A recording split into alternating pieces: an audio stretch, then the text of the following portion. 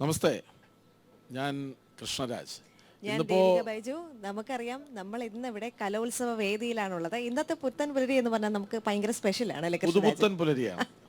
അത് തന്നെയാണ്. അതായത് നമ്മളിന്ന് ഇനി 5 ദിവസം കലോത്സവത്തിൻ്റെ നാളാണ്. അനന്തപുരി അതിൻ്റെ ആഘോഷത്തിൻ്റെ നിറവിലാണ്.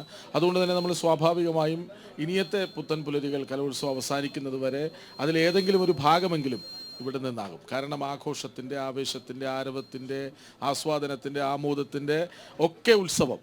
ഓർമ്മകളുടെ കൂടെ അല്ലേ നമ്മളെല്ലാവരും സ്കൂൾ കലോത്സവത്തിൽ പങ്കെടുത്ത നാളുകൾ നമ്മളിലേക്ക് ഓർമ്മകളായിട്ട് കൂടി വരുന്ന ദിവസങ്ങൾ കൂടിയാണ്. സത്യം, ഒരു വേദി കാണുമ്പോൾ അല്ലെങ്കിൽ ഒരു തിരശീല കാണുമ്പോൾ, അതിന് സമീപത്തെ പവലിയനുകൾ കാണുമ്പോഴൊക്കെയും നമ്മുടെ സ്കൂൾ കാലം ഓർമ്മകളിലേക്ക് ഓടി വരികയാണ്. അപ്പോൾ 15,000-ഓളം കുട്ടികളാണ് ഇത്തവണ മാറ്റുരയ്ക്കാനായി എത്തുന്നത്. 25 വേദികൾ, ആദ്യ ദിവസം 24 വേദികളിലാണ് മത്സരം നടക്കുക.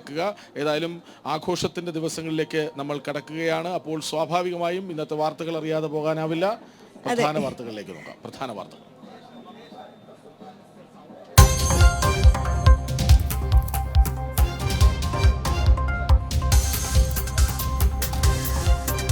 അനന്തപുരി ഇനി കൗമാര കലോത്സവത്തിന്റെ ആനന്ദപൂരത്തിലേക്ക്. 63ാമത് സംസ്ഥാന സ്കൂൾ കലോത്സവത്തിന് ഇന്ന് തിരിതെളിയും. ഔദ്യോഗിക ഉദ്ഘാടനം രാവിലെ 10-ന് മുഖ്യമന്ത്രി സെൻട്രൽ സ്റ്റേഡിയത്തിൽ നിർവഹിക്കും. 25 വേദികളിലായി 249 ഇനങ്ങളിൽ മാറ്റുരയ്ക്കുക 10,000-ഓളം കലാപ്രതിഭകൾ.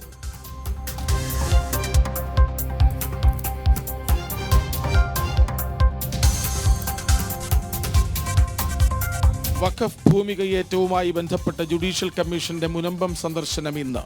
സ്ഥലവാസികളായ തീരദേശ ജനത നടത്തുന്ന സമരം 83ാം ദിവസത്തിലേക്ക്.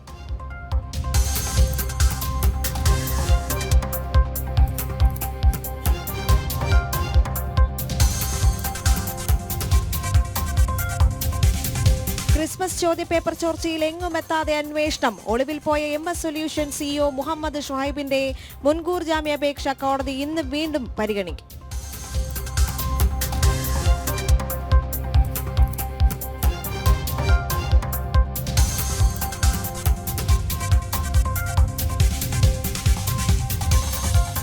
മുണ്ടക്കൈ ചൂരൽമല പുനരധിവാസത്തിനായി 5 സെന്റ് ഭൂമി അംഗീകരിക്കാനാവില്ലെന്ന് ജനകീയ സമിതി.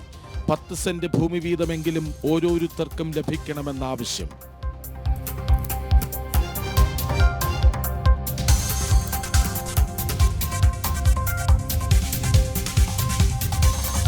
സനാതനധർമ്മത്തിന്റെ വക്താവല്ല ശ്രീനാരായണ ഗുരുദേവൻ എന്ന മുഖ്യമന്ത്രിയുടെ പരാമർശത്തെ വിമർശിച്ച് സ്വാമി ചിദാനന്ദപുരി. ഹിന്ദുക്കൾ സംഘടിത വോട്ട് ബാങ്ക് അല്ലാത്തതുകൊണ്ടാണ് ഇത്തരം പരാമർശങ്ങൾ വരുന്നതെന്നും കൊളത്തൂർ അദ്വൈതാശ്രമം മഠാധിപതി ജനം TVയോട്.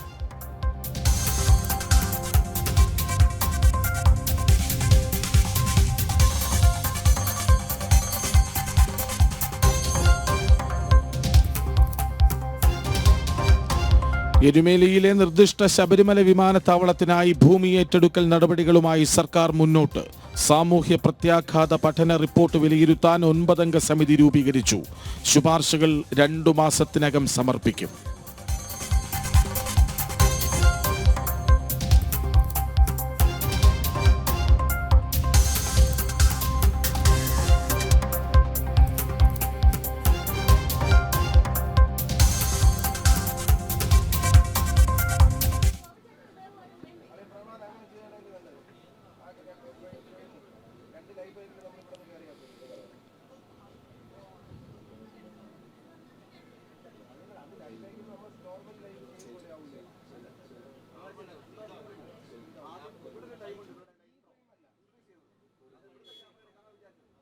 ശരി, അപ്പോൾ വീണ്ടും കലോത്സവത്തിന്റെ വാർത്തകളിലേക്ക് നമുക്ക് പോകേണ്ടതുണ്ട്.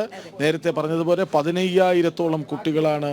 ഇതൊരു ഉത്സവമാണെന്ന് ഞാൻ പറയൂ, മത്സരമാണെന്ന് പറയാൻ ആഗ്രഹിക്കുന്നില്ല. കാരണം കാണേണ്ടതുമില്ല കൃഷ്ണ. നമുക്കറിയാം, കലോത്സവം എന്ന് പറയുമ്പോൾ അതൊരു വലിയൊരു കലഹത്തിലേക്ക് കൂടി കടക്കുന്ന ചില സന്ദർഭങ്ങളും കൂടിയുണ്ട്. പക്ഷെ അത്തരം കലഹങ്ങളെല്ലാം ഒഴിവാക്കി ഇതൊരു കലയായി കണ്ടുകൊണ്ട് നമ്മൾ മുന്നോട്ട് പോയി കഴിഞ്ഞാൽ യാതൊരു പ്രശ്നവുമില്ല എന്ന് എല്ലാ കുഞ്ഞു കൂട്ടുകാരോടും ഓർമ്മിപ്പിക്കുകയാണ് അല്ലേ?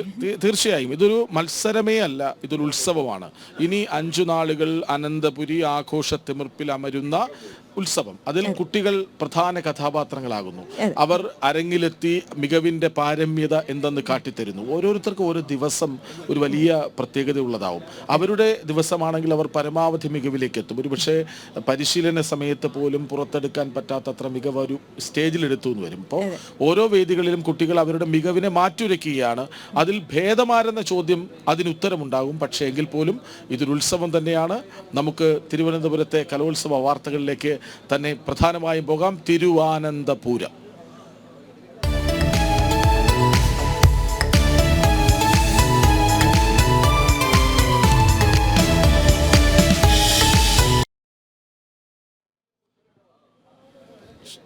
അറുപത്തിമൂന്നാമത് സംസ്ഥാന സ്കൂൾ കലോത്സവത്തിന് 9 മണിക്ക് പതാക ഉയരും. 10 മണിക്ക് മുഖ്യമന്ത്രി പിണറായി വിജയൻ ഉദ്ഘാടനം ചെയ്യും.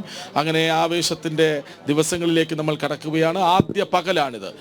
നമുക്ക് ആദ്യം ജനം ടിവിയുടെ ഒരുക്കങ്ങളെ കുറിച്ച് അറിയണം. ഞങ്ങളുടെ ടീമിനെ കുറിച്ച്, ഞങ്ങളുടെ സംഘശക്തി അതെ ജനം ടീം ആരൊക്കെയാണെന്ന് നമുക്ക് പരിചയപ്പെടേണ്ടതുണ്ട്. നമ്മുടെ റിപ്പോർട്ടർമാരെ മറന്നുകൊണ്ട് നമുക്കൊന്നും ചെയ്യാൻ സാധിക്കില്ല. നമ്മുടെ റിപ്പോർട്ടർമാരുടെ ടീം ഇവിടെ സജ്ജമായി കഴിഞ്ഞു. എനിക്ക് തോന്നുന്നു അവരെല്ലാം വളരെയധികം ഒരു സൈനികരുടെ അത്രത്തോളം കരുത്തോടു കൂടിയാണ് ഈ ഒരു കലോത്സവം റിപ്പോർട്ട് ചെയ്യാനായി എത്തിയിരിക്കുന്നത്. ഏതായാലും നമുക്ക് അവരുടെ ഇടയിലേക്ക് തന്നെ പോകാം. വിനീഷ് അവിടെയുണ്ട്, ആ ടീമിനെ നയിക്കാൻ, ജനം ആർമിയെ നയിക്കാൻ വിനീഷ് അവിടെയുണ്ട്. അപ്പൊ വിനീഷിലേക്ക് പോകാം. വിനീഷ്, ഇന്നൊരു ദിവസം 24 വേദികളിലാണ് മത്സരം നടക്കുക. വേദി 1 പ്രധാന വേദിക്കരികിലാണ് നമ്മളിപ്പോൾ ഉള്ളത്, നമ്മുടെ ടീം ഇപ്പോൾ ഉള്ളത് എന്നറിയാം. നമ്മുടെ ഒരുക്കങ്ങളെ കുറിച്ച് പറയും. തീർച്ചയായിട്ടും കൃഷ്ണരാജ്, വലിയ ആവേശത്തിലാണ് അനന്തപുരി. ഒരു കലാമാമാങ്കത്തിലേക്ക് അനന്തപുരി പൂർണ്ണമായി തന്നെ കടക്കുന്ന ആ ഒരു നിമിഷം, പ്രത്യേകിച്ച് നമ്മുടെ ബ്യൂറോയെ സംബന്ധിച്ചിടത്തോളം വലിയ ആവേശം, തിരുവനന്തപുരം നമ്മുടെ സ്റ്റുഡിയോയെ സംബന്ധിച്ചിടത്തോളം വലിയ ആവേശമാണ്. കാരണം സ്റ്റുഡിയോയിലെ പകുതി ഭാഗം BCRൻ്റെയും ക്യാമറ ടീമിൻ്റെയൊക്കെ എല്ലാവരും ഇവിടേക്ക് എത്തിയിട്ടുണ്ട്. വലിയൊരു ഒരുക്കങ്ങൾ, ഓരോ നിമിഷവും നമ്മുടെ ആനന്തപുരത്തിൻ്റെ കലാമേള കൃത്യമായി തന്നെ പ്രേക്ഷകരിലേക്ക് എത്തിക്കാൻ വേണ്ടി അനന്തപുരി ഒരുങ്ങിക്കഴിഞ്ഞിരിക്കുന്നു. പ്രത്യേകിച്ച് ടീം ജനം ഒരുങ്ങിക്കഴിഞ്ഞിരിക്കുന്നു എന്നത് തന്നെയാണ് എടുത്തു പറയേണ്ടത്. നമ്മുടെ ഒരു ആർമി, നേരത്തെ സൂചിപ്പിച്ചതുപോലെ തന്നെ നമ്മുടെ ആർമി സജ്ജമാണ്. നമുക്ക് അവരുടെയൊക്കെ ഒരു പരിചയപ്പെടലിലേക്കൊക്കെ കടക്കാം. പ്രത്യേകിച്ച് നമ്മുടെ PCR ബാക്ക്ഗ്രൗണ്ടിൽ വർക്ക് ചെയ്യുന്നവരെയൊക്കെ നമുക്ക് ഇനി വരും ബുള്ളറ്റുകളിലൊക്കെ പരിചയപ്പെടുത്താം. പക്ഷേ ഇപ്പോൾ സജീവമായി നമ്മുടെ ടീം, ബ്യൂറോ ടീം, പ്രത്യേകിച്ച് റിപ്പോർട്ടേഴ്സ്, അവരൊക്കെ നമ്മുടെ ഒപ്പം ചേരുകയാണ്. നമുക്ക് ആദ്യം പ്രജിത്ത്, എങ്ങനെയുണ്ട് ഇത്തവണത്തെ നമ്മുടെ കലോത്സവം? 63ാം കലോത്സവം കൊല്ലം കഴിഞ്ഞ് തിരുവനന്തപുരത്തേക്ക് എത്തുന്നു. പ്രത്യേകിച്ച് പത്മനാഭൻ്റെ മണ്ണിലേക്ക് എത്തുകയാണ്. പത്മനാഭൻ്റെ മണ്ണിലേക്ക് എത്തുമ്പോൾ കലാവാസന അത് കുട്ടികളിലെ നോക്കുമ്പോൾ വലിയ രീതിയിൽ, പ്രത്യേകിച്ച് എല്ലാവരും പ്രേക്ഷകർ ആകാംക്ഷയോട് നോക്കുന്നത് പോലെ തന്നെയാണ് അനന്തപുരി പൂർണ്ണമായും കലാപ്രേമികളെ കൊണ്ട് നിറയുന്ന നിമിഷത്തിലേക്ക് കടക്കുകയാണ്.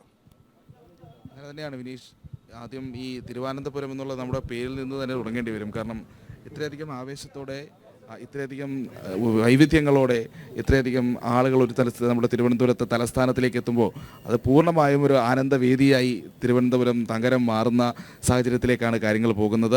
ഈ പറയുന്ന 25ഓളം വേദികളിലായി 249ഓളം മത്സര ഇനങ്ങൾ, 15,000ഓളം വരുന്ന മത്സരാർത്ഥികൾ, അങ്ങനെ ഒരു വലിയ കലാമാമാങ്കം എന്താണോ സംസ്ഥാന സ്കൂൾ കലോത്സവം എന്നുള്ളത്, അതിൻ്റെ എല്ലാ പ്രൗഢിയോടും കൂടി ആഘോഷിക്കാനായി തിരുവനന്തപുരത്തുകാരൊക്കെ തയ്യാറായിട്ടുണ്ട്.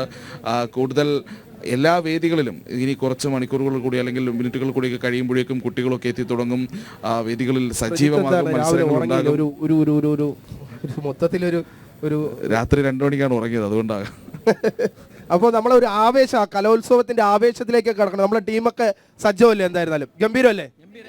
അപ്പോൾ നമുക്ക് ആ ഗംഭീരമായി തുടങ്ങാം. മിഥുനെ, കഴിഞ്ഞ തവണ മിഥുന് കലോത്സവത്തിനുണ്ടായിരുന്നു. പ്രത്യേകിച്ച് കൊല്ലത്ത് നമ്മൾ രണ്ടുപേരും ഒരുമിച്ചായിരുന്നു കലോത്സവം അങ്ങനെ ആഘോഷിച്ച് തിമിർത്തത്.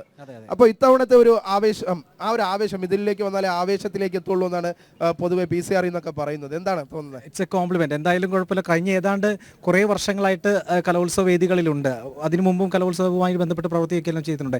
എല്ലായ്പ്പോഴും കലോത്സവം എന്ന് പറയുന്നത് തന്നെ വലിയ ആഘോഷത്തിൻ്റേത് മാത്രമല്ല, ഒരു സ്വത്വം കണ്ടെത്തുന്നത് കൂടിയാണ്. കാരണം നമ്മൾ എത്രത്തോളം ഈ കലയുമായി അടുത്ത് നിൽക്കുന്നു, കുട്ടികളുമായി അടുത്ത് നിൽക്കുന്നു, സമൂഹവുമായി അടുത്ത് നിൽക്കുന്നു എന്നൊക്കെ അല്ല ഒരു ചിന്ത അതിൽ നിന്നെല്ലാം ഉണ്ടാവാറുണ്ട്. ഇത്തവണ അത് ഒരുപക്ഷെ പ്രത്യക്ഷത്തിൽ അങ്ങനെ തന്നെയാണ് എന്നാണ് തോന്നുന്നത്. കാരണം നമ്മളിപ്പോൾ നിൽക്കുന്നത് പ്രധാന വേദിക്കരികിലാണ്. പ്രധാന വേദി MTയുടെയും നിളയുടെയും പേരിലാണ് സമർപ്പിക്കപ്പെട്ടിരിക്കുന്നത്. അതിൽ പ്രധാന വേദിയുടെ മുമ്പിൽ എഴുതി വെച്ചിരിക്കുന്ന ഒരു വാചകമുണ്ട്. അതായത് അറിയാത്ത അത്ഭുതങ്ങളെ ഗർഭത്തിൽ വഹിക്കുന്ന മഹാസമുദ്രത്തേക്കാൾ എനിക്കിഷ്ടം അറിയുന്ന എൻ്റെ നിളയെയാണെന്നാണ്. അതായത് വലിയ അത്ഭുതങ്ങളിലേക്ക് പോകാതെ തന്നെ സ്വന്തം അവനവൻ്റെ ഉള്ളിലുള്ള അത്ഭുതങ്ങളെ കണ്ടെത്തുക എന്നുള്ളതാണ് ഇത്തവണത്തെ കലോത്സവത്തിൻ്റെ ഏറ്റവും പ്രധാനപ്പെട്ട ഒരു ആശയമെന്ന് ഞാൻ കരുതുന്നു. കാരണം കഴിഞ്ഞ ദിവസം നമ്മൾ വെള്ളാർമല സ്കൂളിൽ നിന്നുള്ള കുട്ടികളെ ഈ റെയിൽവേ സ്റ്റേഷനിലേക്ക് എത്തിയപ്പോൾ ഇവിടേക്ക് നമുക്ക് അവിടെ എത്താൻ സാധിച്ചിരുന്നു. അപ്പോൾ അവരുടെ പ്രതികരണങ്ങളെല്ലാം എടുക്കുമ്പോൾ അവർ വലിയ ഒരു സിമ്പലാണ് ഇത്തവണത്തെ കലോത്സവത്തിൻ്റെ ഒരു അതിജീവനത്തിൻ്റെ സിമ്പലാണ് അവർ പങ്കുവയ്ക്കുന്നത്. അപ്പോൾ അവർ വീണ്ടും പറയുന്നത് നൃത്തം ചെയ്യുമ്പോൾ ഞങ്ങളെല്ലാം മറക്കുകയാണ് എന്നുള്ളതാണ്. അതാണ് കലയുടെ ഏറ്റവും വലിയ അത്ഭുതം എന്ന് പറയുന്നത്. ആ മറവി ഉണ്ടല്ലോ നമ്മുടെ ദുഃഖങ്ങളിൽ നിന്നെല്ലാം. ഈ ഒരു വർഷം കേരളം അനുഭവിച്ച ഏറ്റവും കൂടുതൽ ദുഃഖം അനുഭവിച്ച ആളുകളാണ് വയനാട്ടിലെ മുണ്ടക്കൈ ചൂരമല എന്നുള്ള ആ സ്ഥലത്തു നിന്ന് എത്തിയവർ. ആ കുട്ടികൾ പറയുകയാണ് നൃത്തം ചെയ്യുമ്പോൾ ഈ കലോത്സവേദിയിൽ എത്തുമ്പോൾ ഞങ്ങളത് മറക്കുകയാണെന്ന്. അത്രയും വലിയ തീരാ ദുഃഖങ്ങൾ അനുഭവിച്ചവർ ഈ കലോത്സവത്തിൽ എത്തുമ്പോൾ എല്ലാം മറക്കുന്നുണ്ടെങ്കിൽ നമ്മൾ ഇവിടെ എത്തുമ്പോൾ എത്രത്തോളം ആഘോഷിക്കുന്നുണ്ടാവും, ഇവിടെ മത്സരിക്കാൻ എത്തുന്ന ഓരോ വിദ്യാർത്ഥികളും എത്രത്തോളം ആഘോഷിക്കുന്നുണ്ടാകും എന്നുള്ളത് നമുക്ക് വീണ്ടും ഒരു വാക്കുകളെ കൊണ്ട് പറഞ്ഞറിയിക്കാൻ പറ്റാത്തതാണ്. ഏതായാലും അടിച്ചു പൊളിക്കുക എന്നുള്ളത് തന്നെയാണ് കലോത്സവത്തിൻ്റെ ഏറ്റവും അടിസ്ഥാനമായിട്ടുള്ളത്. അതിൽ നിന്നെല്ലാം മറക്കുക എന്നുള്ളത്. 25 വേദികളിലായി നടക്കാൻ പോകുന്നത് ഈ അടിച്ചുപൊളിയാണ്. ഇതെല്ലാം തത്സമയം എത്തിക്കുക, അവർക്കൊപ്പം അടിച്ചു പൊളിക്കുക എന്നുള്ളതാണ് നമ്മുടെ ടീമിൻ്റെ ലക്ഷ്യം. അത് അതിഗംഭീരമായി തന്നെ നൽകും. ഇന്നിപ്പോൾ 10 മണിയോടുകൂടി ഈ പ്രവർത്തനം, അതായത് ഈ ഉദ്ഘാടനം ആരംഭിച്ചു കഴിഞ്ഞാൽ മുഖ്യമന്ത്രി ഉദ്ഘാടനം ചെയ്തു കഴിഞ്ഞാൽ 24 വേദികളും സജീവമാവുകയാണ്. പല പല കലാരൂപങ്ങൾ അവ മത്സരത്തിൻ്റെതായിട്ടുള്ള വീറും വാശിയും ഉണ്ടെങ്കിൽ പോലും ആസ്വാദനത്തിൻ്റെയും ആഘോഷത്തിൻ്റെയും ഒരു വശം കൂടിയുണ്ട്. ആ വശങ്ങളെല്ലാം തന്നെ നമ്മൾ പ്രേക്ഷകരിലേക്ക് എത്തിക്കുമെന്നുള്ള കാര്യത്തിൽ തീർച്ചയാണ്. അതിനുള്ള എല്ലാ സജ്ജീകരണവും നമ്മൾ പൂർത്തിയാക്കിയിട്ടുണ്ട്. ഏതായാലും സജ്ജീകരണങ്ങളെ കൊണ്ട് വീണ്ടും വീണ്ടും പറഞ്ഞ് ഞങ്ങൾ ഇതാണെന്നല്ല പറയുക. പക്ഷേ ഇനിയുള്ള ഓരോ നിമിഷവും പ്രേക്ഷകർക്ക് അത് കാണാൻ കഴിയും. ഓരോ വേദിയിൽ നിന്നും അതിൻ്റെ കലോത്സവത്തിൻ്റെയും വിദ്യാർത്ഥികളുടെയും യുവതയുടെയും കൗമാരത്തിൻ്റെയും എല്ലാം ആ ഒരു ചുറുചുറുക്ക് നമ്മുടെ റിപ്പോർട്ടിങ്ങുകളിൽ ഉണ്ടാകും, നമ്മുടെ വാർത്തകളിൽ ഉണ്ടാകും എന്നുള്ള ഉറപ്പ് മാത്രം നമുക്കിപ്പോൾ ഈ ആദ്യ നിമിഷങ്ങളിൽ പറയാൻ കഴിയുക. തീർച്ചയായിട്ടും നല്ല വൈബ്രന്റ് ആയിട്ടുള്ള കുറെ ടീംസ് ആണ് നമ്മളോടുള്ളത്. പ്രത്യേകിച്ച് ടിൻഡുവിനെ കുറിച്ച് പറയേണ്ടതില്ല. നമ്മുടെ സ്റ്റുഡിയോയിലൊക്കെ നമ്മൾ പോകുന്ന സമയത്ത് പേര് തന്നെ ഒരു വൈബിലാണല്ലേ ടിൻഡു. എന്താ ടിൻഡു, ഈ പേരിന് എങ്ങനെയെങ്കിലും എന്തെങ്കിലും പ്രത്യേകതകളുണ്ടോ? അല്ലെങ്കിൽ ഈ പേര് ടിൻഡു എന്നുള്ള പേര് ഉണ്ടായതുകൊണ്ടുള്ള ഗുണം എന്താണ്? സത്യം പറഞ്ഞ എൻ്റെ പേര് ടിൻഡു എന്നല്ലായിരുന്നു. എൻ്റെ പേര് അഞ്ജലി ദാസ് എന്നായിരുന്നു. വളരെ കഷ്ടപ്പെട്ട് അഞ്ജലിദാസും ടിൻഡു എങ്ങനെ അത് കണക്ട് ആയി? എങ്ങനെയാണ്? എൻ്റെ അച്ഛന് ടി വരുന്നൊരു പേര് വേണമായിരുന്നു. അങ്ങനെ ഞാൻ 1ാം ക്ലാസ്സിൽ പഠിക്കുമ്പോൾ അച്ഛൻ കൊണ്ടുപോയി മാറ്റിയതാണ്, ടിൻഡു ദാസ് എന്നാക്കി. പക്ഷെ എനിക്ക് ഇഷ്ടം ടിൻഡു ദാസ് എന്ന് വിളിക്കുന്നതാണ്. പക്ഷെ എന്നെ ആരും വിളിക്കില്ല, ടിൻഡു എന്ന് വിളിക്കും. അപ്പോൾ അങ്ങനെ എൻ്റെ പേര് മാറിയാലും വളരെ മനോഹരമായിട്ട് പോലെ വെയിറ്റ് അല്ലേ അഞ്ജലി ദാസ്, അതൊരു പേരാണ്. പക്ഷെ മാറ്റി ടിൻഡു ദാസ് ആക്കി. അതൊരു കലോത്സവ അനുഭവങ്ങൾ എന്തെങ്കിലും ഉണ്ടോ? കലോത്സവ അനുഭവങ്ങൾ സത്യം പറഞ്ഞാൽ എനിക്ക് കലോത്സവം നിർബന്ധം. ഞാൻ സബ് ജില്ല വരെ പോയിട്ടുള്ളൂ, അതിനപ്പുറം പോവാൻ അനുവദിച്ചിട്ടില്ല. നേരത്തെ മിഥുൻ സൂചിപ്പിച്ചതുപോലെ ലഹരിയാണ് എല്ലാവർക്കും. പക്ഷെ ടിൻഡുവിന് കൂടുതൽ പോയാൽ അത് ലഹരി അല്ലാതാകും. അതുകൊണ്ട് ടിൻഡു, അപ്പോൾ നമുക്കൊരു കാര്യം, രശ്മി, എനിക്ക് തോന്നുന്നു രശ്മി ആദ്യമായിട്ടായിരിക്കും കലോത്സവത്തിലേക്ക് എത്തുന്നത് അല്ലേ? അല്ല, കാസർഗോഡ് കാഞ്ഞങ്ങാട് കലോത്സവത്തിൽ കാസർഗോഡ് കലോത്സവത്തിൽ ഉണ്ടായിരുന്നു. അതിനുശേഷം ഇപ്പോഴത്തെ ഒരു അനുഭവം, പ്രത്യേകിച്ച് കൊല്ലത്ത് കാണാൻ സാധിച്ചില്ല, പക്ഷേ ഇപ്പോൾ തിരുവനന്തപുരത്തേക്ക് എത്തുന്നു. തിരുവനന്തപുരം ബ്യൂറോയുടെ ഭാഗമായി കഴിഞ്ഞ 6 വർഷമായിട്ട് വർക്ക് ചെയ്യുന്നുണ്ട്. അപ്പോൾ സ്വാഭാവികമായിട്ട് തിരുവനന്തപുരത്തേക്ക് എത്തുമ്പോൾ ഒരു മനസ്സിലെ ഫീൽ എന്താണ്? പ്രത്യേകിച്ച് കലയുടെ ലഹരിയിലേക്ക് അനന്തപുരി കടക്കുകയാണ്. ഏഷ്യയിലെ തന്നെ ഏറ്റവും വലിയ കൗമാര കലാമേളയാണ് അല്പസമയത്തിനകം തുടങ്ങുന്നത്. വലിയ സന്തോഷമുണ്ട്. കാരണം ഞാനിത് 2ാമത്തെ തവണയാണ്. ആദ്യം കാഞ്ഞങ്ങാട്, കാസർഗോഡുള്ള കാഞ്ഞങ്ങാട് കലോത്സവത്തിന്റെ ഭാഗമായിരുന്നു. അപ്പോൾ അതിനുശേഷം പിന്നീട് എൻ്റെ 2ാമത്തെ കലോത്സവമാണ്. ഏതായാലും തകർക്കാൻ തന്നെയാണ് ഉദ്ദേശം. നമ്മൾ എല്ലാ അപ്ഡേറ്റ്സുകളും ആദ്യം എത്തിക്കും എന്ന് തന്നെ ഉറപ്പ് പറയുകയാണ്. വളരെ നന്നായിട്ട് ഇത് ചെയ്യാൻ ഓരോ സ്പന്ദനവും ഇങ്ങനെ ഒപ്പിയെടുക്കാൻ കണക്കാക്കി നിൽക്കുകയാണ്. നമ്മൾ റെഡിയാണ്. എല്ലാവരും നമ്മുടെ ടീം തന്നെ സജ്ജമാണ്. ഏതാണ്ട് 25 വേദികൾ, 15,000-ഓളം കലാപ്രതിഭകൾ, 249 മത്സരീനങ്ങൾ. അതുപോലെ തന്നെ വിനീഷിന് ഏറ്റവും പ്രധാനമായി പറയേണ്ടത് ഇന്ന് ജനപ്രിയമായിട്ടുള്ള എല്ലാ കലാരൂപങ്ങളും ഇന്നുണ്ട് എന്നുള്ളതാണ്. ഇന്ന് സംഘനൃത്തം ഉണ്ട്, അത് ഏറ്റവും കൂടുതൽ പ്രേക്ഷകർ കാണാൻ ആഗ്രഹിക്കുന്നതാണ്. അതോടൊപ്പം മോഹിനിയാട്ടം, അതും ഏറ്റവും ജനപ്രിയമായിട്ടുള്ള ഒരു കലാരൂപമാണ്. അതൊക്കെ ഇന്ന് ഉണ്ട്. അത് 1ാമത്തെ വേദിയായിട്ടുള്ള നിള, MDയുടെ ഓർമ്മ ഉറങ്ങുന്ന നിളയിലാണ് ഈ മോഹിനിയാട്ടം തന്നെ ആദ്യം ഉള്ളത്. അപ്പം ഇതൊക്കെ തന്നെ നമുക്ക് ആദ്യം പ്രേക്ഷകരിലേക്ക് എത്തിക്കാൻ കഴിയുമെന്നുള്ള ഒരു വിശ്വാസമുണ്ട്. ഏതായാലും നമ്മൾ തകർക്കും, അതിൽ സംശയമൊന്നുമില്ല. ഉറപ്പായിട്ടും തകർക്കും. നമ്മുടെ ശ്രീനന്ദയെ കുറിച്ച് പറയണമെങ്കിൽ ഫസ്റ്റ് ട്രെയിനി ആയിട്ട് ശ്രീനന്ദ കുറച്ച് ദിവസമായിട്ടുള്ളൂ നമ്മുടെ ടീമിന്റെ ഭാഗമായിട്ട്. എന്തായിരുന്നാലും ശ്രീനന്ദ ഒരു ഫസ്റ്റ് എക്സ്പീരിയൻസിലേക്ക് പോവുകയാണ്. ഇത്തവണ നമ്മൾ തകർത്ത് പൊളിച്ചടുക്കുകയല്ലേ? തീർച്ചയായിട്ടും എൻ്റെ ഫസ്റ്റ് എക്സ്പീരിയൻസ് ആണ്. അപ്പോൾ എനിക്ക് എങ്ങനെയാണ് ഞാൻ കേട്ടിട്ടുള്ള ഇതേ ഉള്ളൂ. പക്ഷെ എനിക്ക് എന്തായാലും ഇപ്രാവശ്യം തകർക്കണം, നമ്മൾ തകർക്കും, നമ്മളെ ടീം പൊളിച്ചടിക്കും ഇപ്രാവശ്യം ഉറപ്പായിട്ടും. ഓക്കെ, മനോജ് ഇന്നലെ മുതൽ കൊല്ലത്തുനിന്ന് നേരെ വണ്ടി പിടിച്ച് ഇങ്ങോട്ട് വന്നു. ഇന്നലെ പോലെ തന്നെ പ്രത്യേകിച്ച് നമ്മുടെ കലോത്സവത്തിൻ്റെ പാക്കേജുകളൊക്കെ ചെയ്തു തുടങ്ങി, നമ്മുടെ സ്റ്റോറീസൊക്കെ ചെയ്തു തുടങ്ങി, ഡെവലപ്പ് ചെയ്യും. അപ്പോൾ ആദ്യത്തെ ഒരു പൾസ് എങ്ങനെയാണ്? നമ്മൾ ഫസ്റ്റ് സ്റ്റോറി എടുക്കാൻ പോയപ്പോൾ ഒരു ഫീൽ എങ്ങനെയായിരുന്നു? തീർച്ചയായും ഈ കലോത്സവത്തിനെ സംബന്ധിച്ചിടത്തോളം അനന്തപുരി ഇപ്പോൾ ഒരുങ്ങിക്കഴിഞ്ഞു. മുഴുവനായും ഇവിടെ എത്തുന്ന മത്സരാർത്ഥികളെ വരവേൽക്കാൻ വേണ്ടി ഈ കലാപ്രേമികളും അതോടൊപ്പം തന്നെ പുറത്തുള്ള കച്ചവടക്കാരുൾപ്പെടെ ഒരുങ്ങിക്കഴിഞ്ഞു എന്നുള്ളതാണ് നമുക്ക് മനസ്സിലാക്കാൻ സാധിച്ചത്. കഴിഞ്ഞ ദിവസം ഈ സ്വർണ്ണ കപ്പ് ഇങ്ങോട്ടേക്ക് എത്തിയപ്പോൾ ഉള്ള ഒരു ആവേശം നമ്മൾ കണ്ടതാണ്.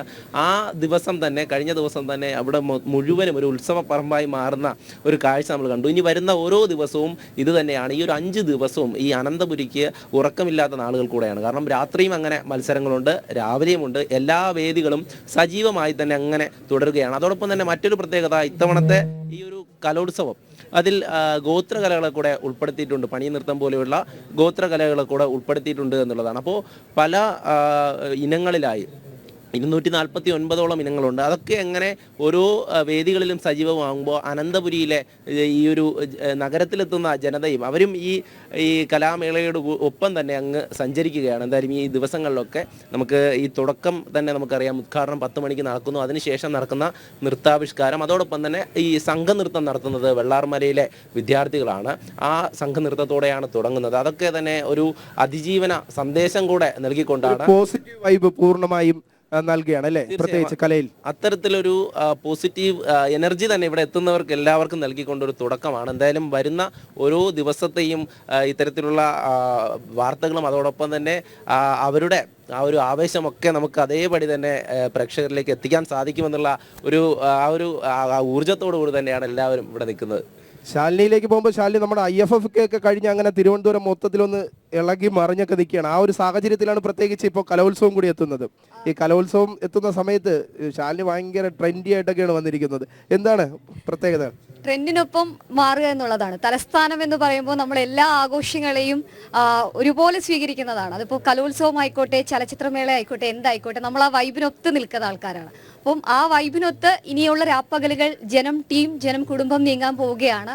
അപ്പോൾ അതിൻ്റെ ഒരു ഭാഗമാകുന്നതിൽ സന്തോഷം. ഒരുപക്ഷെ ഒരു നീണ്ട ഇടവേളയ്ക്ക് ശേഷം ഏകദേശം 10 വർഷത്തോളമായി തിരുവനന്തപുരം എന്ന് പറയുന്ന നഗരത്തിലേക്ക് കലോത്സവം എത്തിയിട്ട് ഏറ്റവും അവസാനം തിരുവനന്തപുരത്ത് അനന്തപുരിയിൽ കലോത്സവം നടക്കുമ്പോൾ ഞാനടക്കം വിദ്യാർത്ഥിയായിരുന്നു.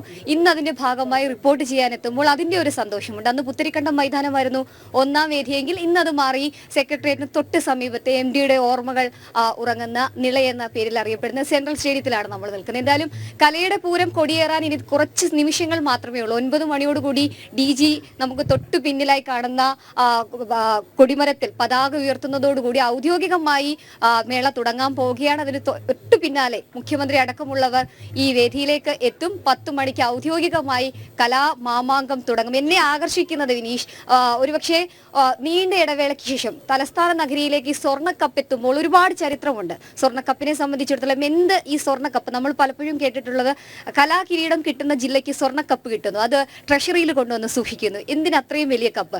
117 പവൻ അല്ലെങ്കിൽ അത്രയും വലിയ സ്വർണ്ണമാണ്. അതൊരു കൈകളിലേക്ക് എത്താൻ കാത്തിരിക്കുകയാണ് കൊച്ചുകുട്ടികളടക്കമുള്ളവർ. നമ്മളെന്തായാലും തിരുവനന്തപുരത്തേക്ക് കപ്പെത്തുമ്പോൾ ചിറയൻകീഴുള്ള ശ്രീകണ്ഠൻ എന്ന് പറയുന്ന ഒരു മുൻ അധ്യാപകനെ നമ്മൾ ഓർക്കേണ്ടിയിരിക്കുന്നു. വൈലോപ്പള്ളിയുടെ ആഗ്രഹം പോലെ കായികമേളയ്ക്ക് മാത്രമല്ല, അല്ലെങ്കിൽ അത്തരത്തിലുള്ള മേളയ്ക്ക് മാത്രമല്ല, കലോത്സവത്തിന് കൂടി ഒരു സ്വർണ്ണ കപ്പ് വേണമെന്നുള്ള വൈലോപ്പള്ളിയുടെ ആഗ്രഹമാണ് ആ 117 പവൻ എന്ന് പറയുന്ന കൈകളിലിരിക്കുന്ന ആശങ്ക. അപ്പൊ എന്നാലും അത് തിരുവനന്തപുരത്തേക്ക് എത്തിയിട്ടുണ്ട്. അദ്ദേഹത്തെയും ശ്രീകണ്ഠനെയും ഈ ഒരു വേദിയിലേക്ക് അല്ലെങ്കിൽ ഈ ഒരു മത്സരത്തിന് വിദ്യാഭ്യാസ വകുപ്പ് ക്ഷണിച്ചിട്ടുണ്ട്. അദ്ദേഹവും കൂടി എത്തുന്നുണ്ട്. അപ്പോൾ തലസ്ഥാനത്തെ സംബന്ധിച്ചിടത്തോളം ഒരുപാട് ഓർമ്മകൾ, ഒരുപാട് ചരിത്രം. എന്തായാലും തിരുവനന്തപുരത്ത് കപ്പ് എത്തിയിട്ടുണ്ടെങ്കിൽ, അതിന്റെ ജന്മനാട്ടിൽ കപ്പ് എത്തിയിട്ടുണ്ടെങ്കിൽ ഞങ്ങൾ തിരുവനന്തപുരത്തുകാർ ഇനി അത് വിട്ടുകൊടുക്കില്ല. തിരുവനന്തപുരത്ത് ട്രഷറി തന്നെ അതിനി 1 വർഷക്കാലം സൂക്ഷിക്കാനുള്ള ഒരുക്കത്തിലാണ്. അത് സൂക്ഷിക്കാൻ ഞങ്ങൾ ടീം ജനവും തയ്യാറായിട്ടുണ്ട്. മറ്റ് ജില്ലക്കാരിവിടെ പ്രശ്നം ഉണ്ടാക്കുന്നുണ്ട്. പക്ഷെ ആ പ്രശ്നം ഞങ്ങൾ കഴിഞ്ഞ 3 പതിറ്റാണ്ടായി സ്വർണ്ണക്കപ്പ് ആതിഥേയം വഹിക്കുമ്പോൾ മാത്രമേ തിരുവനന്തപുരത്തിൽ എത്തിയിട്ടുള്ളൂ.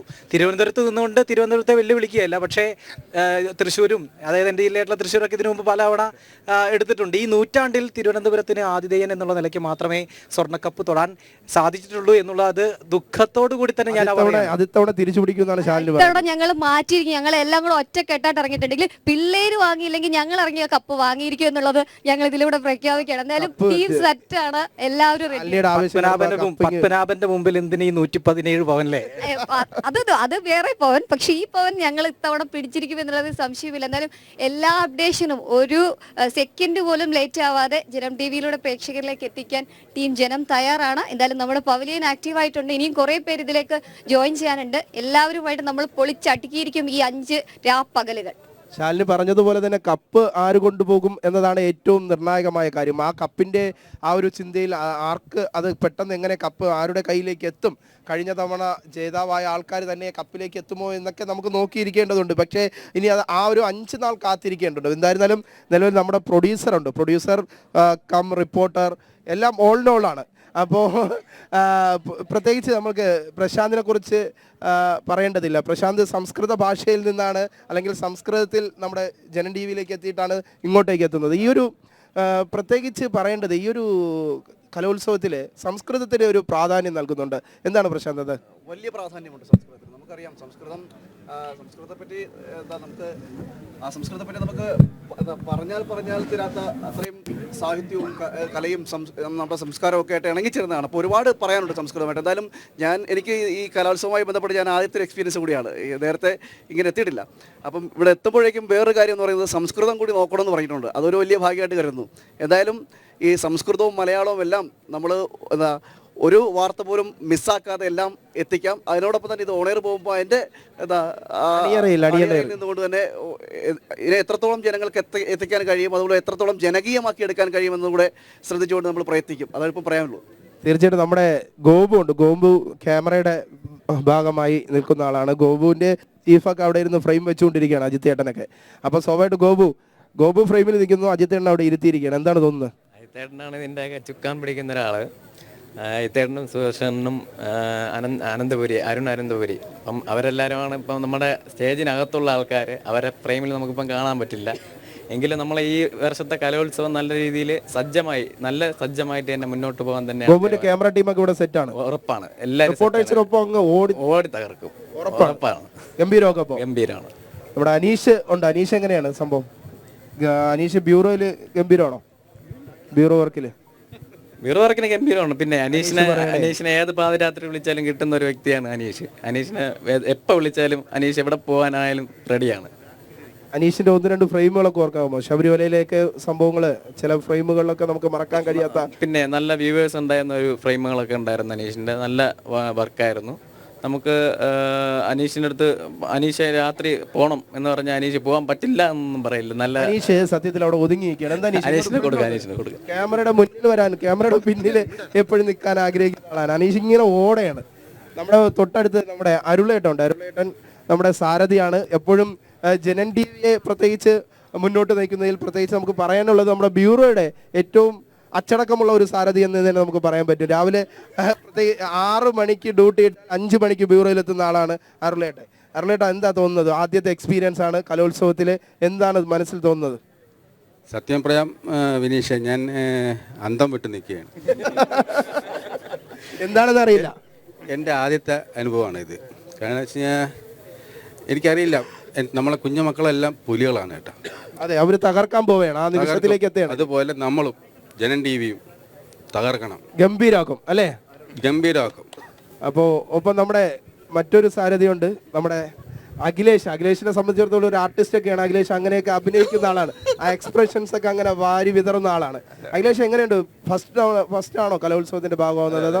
നമ്മൾ പൊളിയല്ലേ, നമ്മൾ രാവിലെ മുതലേ എല്ലാ സജ്ജീകരണവും ഫുൾ ക്രൂ ഇവിടെ ഉണ്ട്.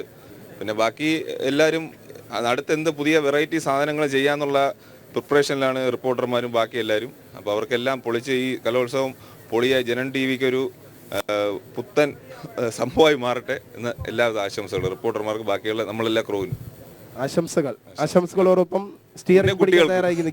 കുട്ടികൾക്കും ആശംസകൾ അല്ലെ. വലിയ പ്രതീക്ഷയിലാണ് കൗമാരക്കല അല്ലെങ്കിൽ കൗമാരത്തിന്റെ ആ മാമാങ്കത്തിനായി പൂർണ്ണമായും അനന്തപുരി ഒരുങ്ങി നിൽക്കുകയാണ്. ഇനി നിമിഷങ്ങൾക്കകം തന്നെ, പ്രത്യേകിച്ച് 9 മണിയോടുകൂടി തന്നെ ഞാൻ നിൽക്കുന്ന ഈ ഒരു സ്ഥലത്തിന്, നമ്മൾ നിൽക്കുന്നത് പ്രധാന വേദിയാണ്, 1ാമത്തെ വേദിയാണ്. ആ 1ാമത്തെ വേദിക്ക് മുൻഭാഗത്തായി പ്രത്യേകിച്ച് എടുത്തു പറയേണ്ടത് അവിടെ ഒരു വയലിനുണ്ട്. ആ വയലിൽ നിന്നാണ് പ്രത്യേകിച്ച് അതിൽ നിന്നാണ് കൊടി ഉയർത്തുന്നത്. DG ആണ് കൊടി ഉയർത്തുന്നത്. അതോടുകൂടി കൗമാര മാമാങ്കത്തിന് തുടക്കം കുറിക്കും. പ്രത്യേകിച്ച് വേറെ എന്തെങ്കിലും നമുക്ക് പ്രേക്ഷകരിലേക്ക് എത്തിക്കാനോ പറയാനോ? പ്രത്യേകിച്ച് നമ്മളെ ഏറ്റവും പ്രധാനപ്പെട്ടത് നമ്മൾ ഈ ഉദ്ഘാടനത്തിന് ശേഷം എല്ലാ വേദികളും സജീവമാകുന്നു. നേരത്തെ പറഞ്ഞ പോലെ കലോത്സവത്തിൽ, സംസ്ഥാന കലോത്സവത്തിൽ ആദ്യമായി എത്തുന്ന ചില കലാരൂപങ്ങളുണ്ട്. അതെല്ലാം കൂടി സജീവമാകുന്നു. ഏറ്റവും പ്രധാനപ്പെട്ടത് ഈ ഏറെ വിവാദങ്ങളൊക്കെ ഉണ്ടായിരുന്ന കഴിഞ്ഞ 2 വർഷങ്ങൾക്ക് മുമ്പുണ്ടായിരുന്നു നമ്മുടെ പഴയിടം മോഹനൻ നമ്പൂതിരി ഭക്ഷണം ഒരുക്കുന്നതുമായി ബന്ധപ്പെട്ടും അതുപോലെ തന്നെ ഈ നോൺ വെജ് വിളമ്പുന്നതുമായി ബന്ധപ്പെട്ടുള്ള വിവാദങ്ങളൊക്കെ ഉണ്ടായിരുന്നു. 2 വർഷം കഴിഞ്ഞിട്ടും ഈ കലോത്സവ വേദിയിലേക്ക് നോൺ വെജ് എത്തിയിട്ടില്ല. ഇപ്പോഴും പഴയതുപോലെ തന്നെ നടക്കുന്നു. പഴയതുപോലെ തന്നെ എന്ന് മാത്രമല്ല, അതിൽ കൂടുതൽ വ്യത്യസ്തതയോട് കൂടി. കാരണം ഈ മത്തങ്ങ കൊണ്ടൊക്കെ പായസം വെച്ച് കളയുന്ന ആളാണ് അദ്ദേഹം. അപ്പോൾ അതുകൊണ്ട് ഈ ഒരു കലോത്സവത്തിൽ ഓരോ ദിവസവും എന്തെല്ലാം പായസങ്ങളാണ് വിളമ്പാനിരിക്കുന്നത് എന്നെല്ലാം അത്ഭുതത്തോടു കൂടി കാത്തിരിക്കുകയാണ്. കാരണം വിശന്നു തുടങ്ങി. രാവിലെയുള്ള വിശപ്പിലേക്ക് കടക്കുകയാണ് അല്ലേ? തീർച്ചയായിട്ടും. അപ്പോൾ നേരത്തെ ഒരു കാര്യം പറഞ്ഞിരുന്നു, വയലിൻ എന്നൊക്കെ പറഞ്ഞ ഒരു കിളി പോകുന്ന വാക്ക് പറഞ്ഞിരുന്നു. പക്ഷേ ക്ഷമിക്കുക, ആ വയലിനല്ല, വീണയാണ്. കലയുമായിട്ടുള്ള എൻ്റെ ബന്ധം അപ്പോൾ എല്ലാവർക്കും മനസ്സിലായി കാണുമല്ലോ. എന്തായിരുന്നാലും ഗംഭീരമാകട്ടെ. എന്തായിരുന്നാലും ടീം ജനം സജ്ജമാണ്. നമ്മുടെ ആഘോഷങ്ങളിലേക്ക് കടക്കുകയാണ്. കൗമാരക്കലയുടെ ഓരോ സ്പന്ദനവും ഒപ്പിയെടുക്കാൻ ജനം ടീം തയ്യാറായി കഴിഞ്ഞു. നമ്മുടെ ടീം തയ്യാറായി കഴിഞ്ഞു. വിനീഷിന്റെ നേതൃത്വത്തിൽ വിനീഷിനോട് ഒരു ചോദ്യം. വിനീഷെ, അഞ്ജനാദാസിനെ അറിയോ? അഞ്ജനാദാസിനെ അറിയാം. ഞാനും അങ്ങനെ ആ ഒരു കഥ, വലിയൊരു കഥ ഉണ്ടായിരുന്നു ഇതിന്റെ ബാക്ക്ഗ്രൗണ്ടിൽ എന്നൊക്കെ മനസ്സിലാക്കുന്നത് കുറച്ച് നാളായിട്ടുള്ളൂ. എൻ്റെ പേര് അഞ്ജലി ദാസ് എന്നാണ്. അഞ്ജന എന്നല്ല, അഞ്ജലിയാണ്. അഞ്ജലി ദാസ് എന്നാണ്. ഒടുവിൽ ഒരു ദിവസം അച്ഛനെ ഇരുന്ന് തന്നെ ടിൻഡു ഇങ്ങനെ പിറുപിറുത്തുകൊണ്ട് ഒരു കാര്യം പറയണ്ടായിരുന്നു. ടിൻഡു എൻ്റെ അടുത്ത് പറയുന്നത്, എനിക്ക് ഒന്ന് ഒരു ജസ്റ്റ് ഒരു 1-2 മാസമായിട്ടുള്ളൂ ഈ കാര്യത്തെക്കുറിച്ച് പറഞ്ഞിട്ട്. അച്ഛൻ ഏത് സമയത്താണെന്ന് എൻ്റെ പേരിങ്ങനെ മാറ്റിയതെന്നൊക്കെ പറഞ്ഞിട്ട്, അല്ലേ ടിൻഡു? ഏതായാലും ടിൻഡു മോളുടെ മറ്റൊരു നാമമാണ് അഞ്ജലി ദാസ്. അത് ഇത് പ്രേക്ഷകർക്ക് ഒരു പുതിയ അറിവായിരിക്കും, നമ്മൾക്കും ഒരു പുതിയ അറിവായി പോയി. പക്ഷേ നമ്മുടെ ടീമെല്ലാം വളരെയധികം എനർജറ്റിക് ആയിട്ട് മുന്നോട്ട് പോവുകയാണ്.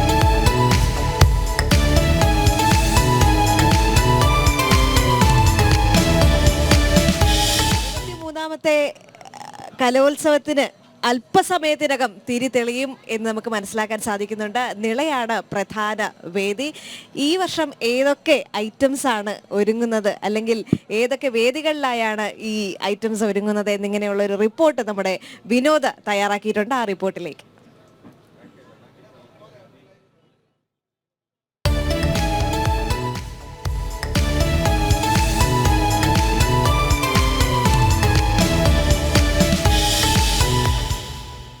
അറുപത്തിമൂന്നാമത് സ്കൂൾ കലോത്സവത്തിനായി അനന്തപുരി ഉണർന്നു. ഇത്തവണ 25 വേദികൾക്കും നദികളുടെ പേരുകളാണ് നൽകിയത്. ഭരണസിരാ കേന്ദ്രമായ സെക്രട്ടേറിയറ്റിന് സമീപത്തെ സെൻട്രൽ സ്റ്റേഡിയമാണ് പ്രധാന വേദി. ഇന്ന് ആരംഭിക്കുന്ന കലാമാമാങ്കം ഈ മാസം 8 വരെ തിരുവനന്തപുരം നഗരത്തിലെ വിവിധ വേദികളിലായി നടക്കും. ഹൈസ്കൂൾ വിഭാഗത്തിൽ നിന്നും 101, ഹയർ സെക്കൻഡറി വിഭാഗത്തിൽ നിന്നും 110, സംസ്കൃതോത്സവത്തിൽ 19, അറബിക് കലോത്സവത്തിൽ 19 ഇനങ്ങളിലായി ആകെ 249 ഇനങ്ങളിലാണ് 5 ദിവസങ്ങളിലായി ഈ മത്സരം. കാസർഗോഡ് മുതൽ തിരുവനന്തപുരം വരെയുള്ള 14 ജില്ലകളിലെ 15,000-ഓളം കലാപ്രതിഭകളാണ് മത്സരങ്ങളിൽ മാറ്റുരയ്ക്കുന്നത്. നഗരത്തിലെ 30ഓളം സ്കൂളുകളിലാണ് കുട്ടികൾക്കുള്ള താമസ സൗകര്യം. കലോത്സവ ചരിത്രത്തിൽ ആദ്യമായി 5 ഗോത്ര നൃത്തരൂപങ്ങൾ കൂടി ഈ വർഷത്തെ കലോത്സവത്തിൻ്റെ മത്സര ഇനങ്ങളായി മാറി.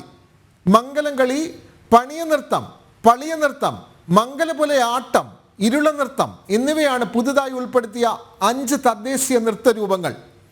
സ്വർണ്ണക്കപ്പിൻ്റെ ഘോഷയാത്രയെ ഇന്നലെ വൈകിട്ട് തലസ്ഥാനത്ത് സ്വീകരിച്ചു. ഡിസംബർ 31-ന് കാസർഗോഡ് ജില്ലയിലെ കാഞ്ഞങ്ങാട് നിന്നാണ് ഈ ജാഥ ആരംഭിച്ചത്. എല്ലാ ജില്ലകളിലൂടെയും പ്രയാണം പൂർത്തിയാക്കിയാണ് തലസ്ഥാന ജില്ലയിലെത്തിയത്. ജില്ലയുടെ അതിർത്തിയായ തട്ടത്തുമലയിലാണ് വിശിഷ്ട വ്യക്തികളുടെ സാന്നിധ്യത്തിൽ ഈ ഘോഷയാത്രയെ സ്വീകരിച്ച് സെൻട്രൽ സ്റ്റേഡിയത്തിലെ വേദിയായ ഭാരതപ്പുഴയിലേക്ക് ഘോഷയാത്ര എത്തിച്ചത്. Central stadium, women's college, Manacaud government HSS തുടങ്ങിയ വേദികളിലായാണ് നൃത്ത ഇനങ്ങൾ അരങ്ങേറുക. ടാഗോർ തിയേറ്ററിൽ നാടകവും കാർത്തിക തിരുനാൾ തിയേറ്ററിൽ സംസ്കൃത നാടകവും ചവിട്ട് നാടകവും അരങ്ങേറും. ഗോത്രകലകൾ നിശാഗന്ധി ഓഡിറ്റോറിയത്തിലാണ് നടത്തുന്നത്. ബാൻഡ് മേളം പട്ടം സെൻറ് മേരീസ് സ്കൂൾ ഗ്രൗണ്ടിലും ഒരുക്കും. ഭക്ഷണം പുത്തരിക്കണ്ടം മൈതാനത്താണ് ക്രമീകരിച്ചിട്ടുള്ളത്. വിവിധ സബ് കമ്മിറ്റികളുടെ ഓഫീസ്, രജിസ്ട്രേഷൻ എന്നിവ SMVS സ്കൂളിലാണ് ക്രമീകരിച്ചിട്ടുള്ളത്. സംഘാടക സമിതി ഓഫീസ് ശിക്ഷക് സദനിൽ ഇതിനകം തന്നെ പ്രവർത്തനം ആരംഭിച്ചിട്ടുണ്ട്. എല്ലാ വേദികളിലും രാവിലെ 9:30 തന്നെ മത്സരങ്ങൾ ആരംഭിക്കുന്നതിനുള്ള ക്രമീകരണങ്ങൾ ഏർപ്പെടുത്തിയിട്ടുണ്ട്. അപ്പീലുകൾ വരുന്നതോടെ സമയക്രമത്തിൽ ചില മാറ്റങ്ങൾ മാത്രമുണ്ടാകും. അങ്ങനെ അനന്തപുരി ഒരുങ്ങിക്കഴിഞ്ഞു തിരുവാനന്ദ പൂരത്തിനായി.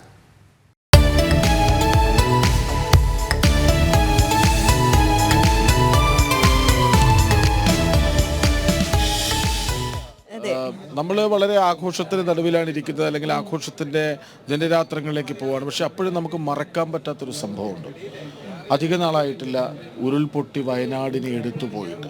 വെള്ളാർമല, ചൂരൽമല, മുണ്ടക്കൈ ഒക്കെയും ഒഴുകിപ്പോവുകയാണ്. എത്ര ജീവിതങ്ങളാണ്, അവരുടെ സമ്പാദ്യമാണ്, അവർ കഷ്ടപ്പെട്ടുണ്ടാക്കിയതിൻ്റെ പ്രതിഫലനമാണ്, ഒക്കെ നഷ്ടപ്പെട്ടു പോവുകയാണ്. അപ്പോൾ കണ്ണീർ ഇനിയും തീർന്നിട്ടില്ല വയനാട്ടിൽ. അപ്പോഴാണ് അവിടെ നിന്ന് അതിജീവനത്തിൻ്റെ കഥയുമായി വെള്ളാർമല സ്കൂളിലെ കുട്ടികൾ വരുന്നത്. അവരിവിടെ വന്ന് നൃത്തരൂപത്തിൽ അവരുടെ യാതനകൾ, വേദനകൾ ഒക്കെയും പറയാൻ ശ്രമിക്കുകയാണ്. ആ റിപ്പോർട്ട് ഇന്നലെ അവരിവിടെ എത്തുമ്പോൾ മിഥുൻ അയ്യപ്പൻ അവരെ നേരിട്ട് കണ്ട് ഒരു റിപ്പോർട്ട് തയ്യാറാക്കിയിരുന്നു. ആ റിപ്പോർട്ട് കാണാം.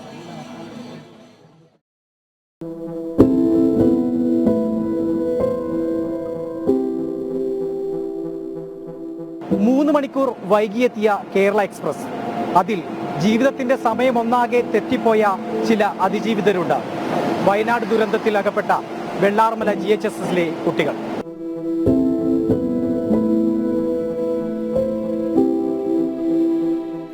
സങ്കടഭാരം ഏറെ ചുമന്നവരാണ്. പക്ഷേ ഇപ്പോൾ ചുമക്കുന്ന ഭാണ്ഡത്തിൽ സ്വന്തം കഥ പറയാൻ തുന്നിച്ചേർത്ത വർണ്ണക്കുപ്പായങ്ങളാണ്. താങ്ങാവുന്നതിനപ്പുറം അനുഭവിച്ചവരുമാണ്. പക്ഷേ മനമാഴത്തിൽ ഒളിച്ചിരിക്കുന്ന ഭീതിയെ പുഞ്ചിരി കൊണ്ട് പരാജയപ്പെടുത്തിയവരാണ് ഇന്നവർ. മലയാളിയുടെ തേങ്ങലായ വെള്ളാർമല സ്കൂളിലെ വിദ്യാർത്ഥികൾ നേരിട്ട ദുരന്തത്തിന്റെയും അതിജീവനത്തിന്റെയും കഥ പറയാൻ കേരള സ്കൂൾ കലോത്സവത്തിനെത്തി. ഓർമ്മയില്ലേ നെഞ്ചുപൊട്ടിക്കരഞ്ഞ ഈ ഉണ്ണിമാഷിനെ? ഈ ഒരു വലിയ ഒരു വേദിയിൽ ഇവരെ ഒന്ന് അവതരിപ്പിക്കുക എന്നുള്ളതാണ് ഞങ്ങളുടെ ലക്ഷ്യം. ഇവരുടെ മാനസികമായിട്ടുള്ള ഞങ്ങൾക്കുണ്ടായ വിഷമം അതൊന്ന് മാറ്റിയെടുക്കുക. അതിന് പൊതുവിദ്യാഭ്യാസ വകുപ്പ് നൽകിയ വലിയൊരു വേദിയാണിത്. വളരെ സന്തോഷം തോന്നി. വളരെ ഈ വലിയ വേദനയിലും വലിയ സന്തോഷം തോന്നി. നാളത്തെ കുട്ടികൾക്കൊരു സന്ദേശമാവട്ടെ. കലോത്സവത്തിന്റെ ഉദ്ഘാടന ചടങ്ങിൽ സ്വന്തം അനുഭവങ്ങളാണ് നൃത്തരൂപത്തിൽ ഇവർ അവതരിപ്പിക്കുക. വരികളിലെ ദുരന്തത്തിന്റെ ഓർമ്മകളിൽ മനമിടറുമെങ്കിലും ചുവടിടറാതെ കാത്തു ഈ കുരുന്നുകൾ. നല്ലോണം മിസ് ചെയ്യുന്നുണ്ട് സ്കൂളായാലും. അപ്പോൾ ഡാൻസ് കളിക്കുമ്പോൾ എല്ലാം ഓർമ്മ വരും. എല്ലാ സീനും പാട്ടിൽ തന്നെ ഉണ്ട്. ഞങ്ങൾ അനുഭവിച്ച കാര്യങ്ങൾ തന്നെയാണ് പാട്ടിലൂടെ എല്ലാവരും അറിയിക്കുന്നത്. ഉരുൾമൂടിയ ഓർമ്മകളിൽ നിന്ന് അവർ പുതിയ ദൂരങ്ങളിലേക്ക്, പുതിയ ലക്ഷ്യങ്ങളിലേക്ക് മുന്നേറുകയാണ് വിദ്യാർത്ഥികളും രക്ഷിതാക്കളും. കാലിടറാതിരിക്കാൻ 2024 ജൂലൈ 30 പരസ്പരം കോർത്തുപിടിച്ച കൈകൾ ഇന്നും വിടാതെയുണ്ട്. സന്തോഷമുണ്ട്. ഇവിടേക്ക് വരാൻ പറ്റുമെന്ന് പ്രതീക്ഷിച്ചിട്ടില്ല. വാർത്ത അറിഞ്ഞപ്പോൾ ഭയങ്കര സന്തോഷമുണ്ട്. അവിടെ നടന്ന കാര്യങ്ങളെല്ലാം ഈ ഡാൻസിലൂടെ ഉള്ളത്. കളിക്കുമ്പോൾ ഞങ്ങൾക്ക് ആ കാര്യങ്ങളാണ് ഓർമ്മ വരുന്നത്. വിഷമമുണ്ട്, പക്ഷെ സന്തോഷമുണ്ട് ഇവിടെ എത്താൻ പറ്റിയതിന്. ഞങ്ങൾക്ക് ഒരുപാട് നഷ്ടങ്ങൾ വന്നിട്ടുണ്ട്. ഇപ്പം ഞങ്ങൾ എന്താ പറയുക, ഞങ്ങളുടെ സ്ഥലമല്ല, പുതിയൊരു സ്ഥലത്താണ് വന്ന് നിൽക്കുന്നത്. അപ്പോൾ അതിൻ്റെതായ വിഷമമുണ്ട്. ഞങ്ങൾ ആൾക്കാർ കുറേ പേര് ഞങ്ങളെ കൂടെ അല്ല. കുട്ടികളെ കൂടെ പഠിച്ച കുറേ കുട്ടികൾ ഇന്ന് കൂടെ അല്ല. അപ്പോൾ അവർക്ക് കിട്ടിയൊരു അവസരം, ഇങ്ങനെ സ്റ്റേജ് കളിക്കാൻ കിട്ടിയൊരു അവസരം, അവർക്കൊരു സന്തോഷം, ഞങ്ങൾക്കും അതിനൊരു സന്തോഷം. നൃത്തത്തിൽ അവർ പലതും മറക്കുകയാണ്. കലയുടെ മാന്ത്രികത, ആ വിശാലത തന്നെയാണ് കലോത്സവങ്ങളുടെ അകക്കാമ്പും. നേരിട്ട ദുരനുഭവത്തിന്റെ കഠിനതകളെല്ലാം കടിച്ചു പിടിച്ചാണ് അവർ ഇവിടെ പുതിയ ചരിത്രം കുറിക്കാനെത്തുന്നത്. സ്വന്തം കഥ സ്വയം അവതരിപ്പിച്ചുകൊണ്ട് പുതിയ ചരിത്രം കുറിക്കുന്നു. ക്യാമറമാൻ ബിജു പരവൂരിനൊപ്പം മിഥുൻ അയ്യപ്പൻ, ജനം, തിരുവനന്തപുരം.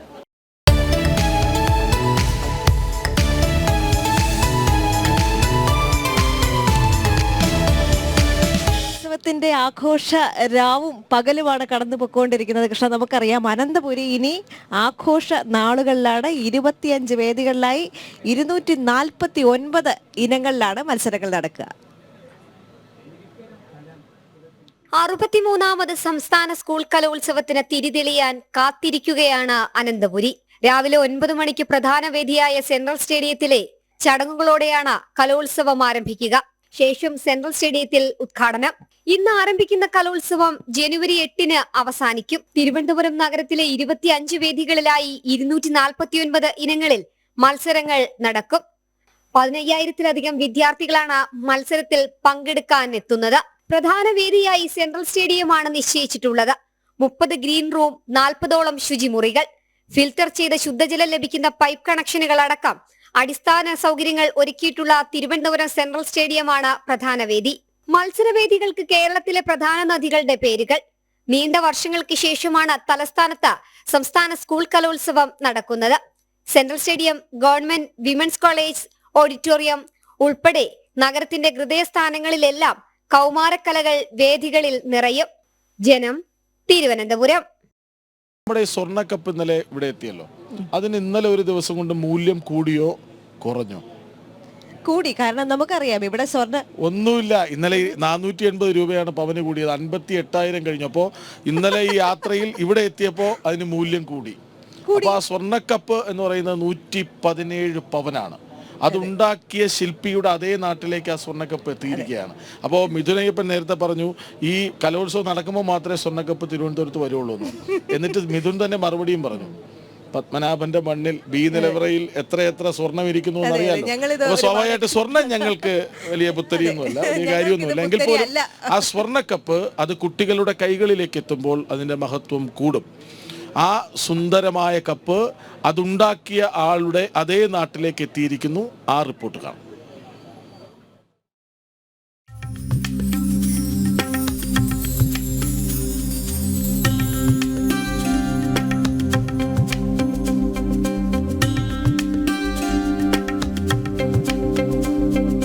കലോത്സവ നഗരി ഉണർന്നത് സ്വർണക്കപ്പിന്റെ വരവോടെയാണ്. കാസർഗോഡ് നിന്ന് ആരംഭിച്ച സ്വർണക്കപ്പിന്റെ യാത്ര അങ്ങനെ തലസ്ഥാനത്ത് വേദികളിൽ എത്തി. 10 വർഷത്തെ ഇടവേളയ്ക്ക് ശേഷം കലാകിരീടമായ സ്വർണക്കപ്പ് എത്തിയത് അതിന്റെ ജന്മനാട്ടിലാണ്. ഊഷ്മളമായ വരവേൽപ്പ് നൽകി അനന്തപുരിയും കലോത്സവ നഗരിയും കപ്പിനെ വരവേറ്റു.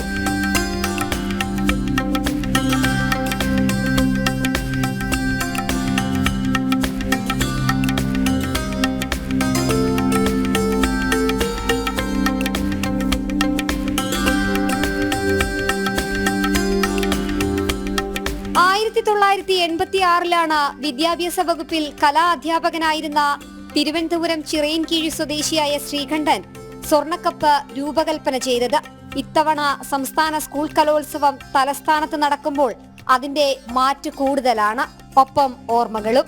1980-85 കാലഘട്ടത്തിൽ കായിക മത്സര ഇനങ്ങളിൽ സ്വർണക്കപ്പ് സമ്മാനിക്കുന്നത് കണ്ട നാൾ മുതൽ വൈലോപ്പിള്ളിയുടെ സ്വപ്നമായിരുന്നു.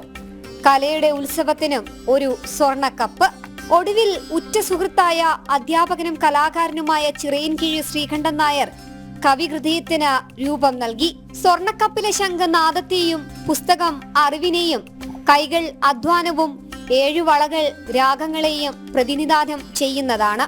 ഓരോ വർഷവും കലോത്സവ വിജയികൾ സ്വർണക്കപ്പിൽ മുത്തമിടുമ്പോൾ ഹൃദയചുംബനം ഏറ്റുവാങ്ങുകയാണ് ഈ റിട്ടയർഡ് അധ്യാപകൻ. ഒപ്പം ഇത്തവണ അനന്തപുരിക്ക് ഒരു പുത്തൻ ഓർമ്മയും. ഇനി കാത്തിരിക്കാം സ്വർണക്കപ്പ് ആരുടെ കൈകളിൽ എത്തുമെന്ന്.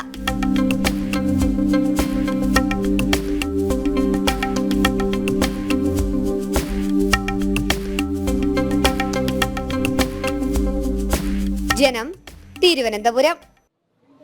കൃഷ്ണൻ, തിരുവനന്തപുരത്തേക്ക് കലോത്സവം എത്തുമ്പോൾ നമുക്ക് ആർക്കും ഒഴിച്ചുകൂടാൻ പറ്റാത്ത ഒരു വീടുണ്ട് തിരുവനന്തപുരത്ത്. ബോധേശ്വരന്റെയും 3 പെൺമക്കളുടെയും വീടാണ്.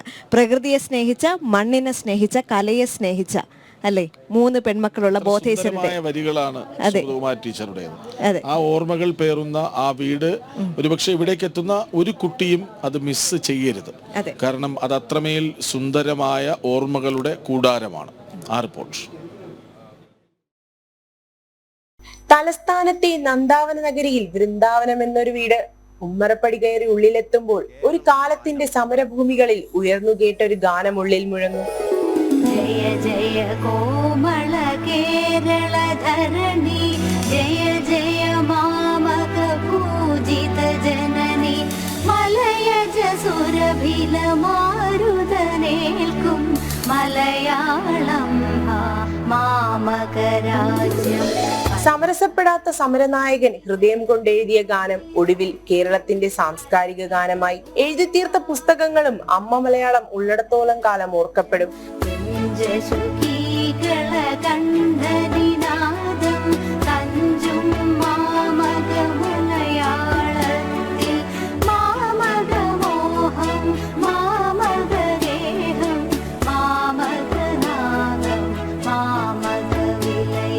എൺപത്തെട്ട് വയസ്സ് നീണ്ട പോരാട്ടങ്ങൾക്കൊടുവിൽ ബോധേശ്വരൻ വിട പറഞ്ഞു. നാടിനും മണ്ണിനുമായി കലയിക്കാൻ 3 മക്കളെയും ബാക്കി വെച്ച്. ഹൃദയ, സുഗത, സുജാത, ബോധേശ്വരന്റെയും കാർത്യാനി അമ്മയുടെയും മക്കൾ. ഇംഗ്ലീഷ് സാഹിത്യത്തെ ഇഴകീറി പഠിച്ച ഹൃദയകുമാരി ടീച്ചർ. മലയാളത്തെയും പ്രകൃതിയെയും പ്രേമിക്കാൻ മലയാളിയെ പഠിപ്പിച്ച സുഗതകുമാരി. നിളയിൽ പൊന്നലകൾ പാട് മുടിയുലഞ്ഞു കാറ്റിലാടും മുളങ്കാടുകൾ പാട തുമ്പി കിടാങ്ങൾ പാട്. കാടുകളുടെ സ്വാതന്ത്ര്യം തേടിയായിരുന്നു ബോധീശ്വരന്റെ 3ാമത്തെ മകൾ സുജാതാദേവിയുടെ ജീവിതം. ഹിമാലയ സാനുക്കൾ വരെ എത്തിയ നിത്യസഞ്ചാരം. ഒരു പാട്ടു പിന്നെയും പാടി നോക്കുന്നിതാ ചിറകൊടിഞ്ഞുള്ളൊരി കാട്ടുപക്ഷി മഴുതിന്ന മാമരക്കൊമ്പിൽ തനിച്ചിരുന്നൊടിയാ ചിറകു ചെറുതിളക്കി. പോയിപ്പോയ കാലത്തെക്കുറിച്ചുള്ള ഓർമ്മപ്പെടുത്തൽ, നല്ലൊരു നാളെ പടുത്തുയർത്തുന്നതിനു വേണ്ടിയുള്ള പാഠപുസ്തകം. വൃന്ദാവനം വീട് മലയാളത്തിന്റെയും മലയാണ്മയുടെയും നിത്യസ്മാരകമായി, നിത്യശബ്ദമായി ഈ വഴിയോരത്തുണ്ട്.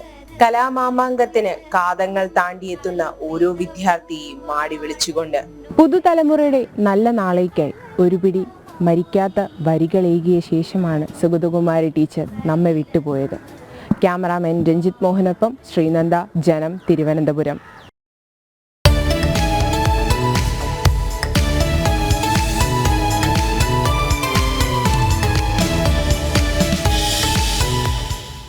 നമ്മൾ 1 മണിക്കൂർ പിന്നിടുന്നു.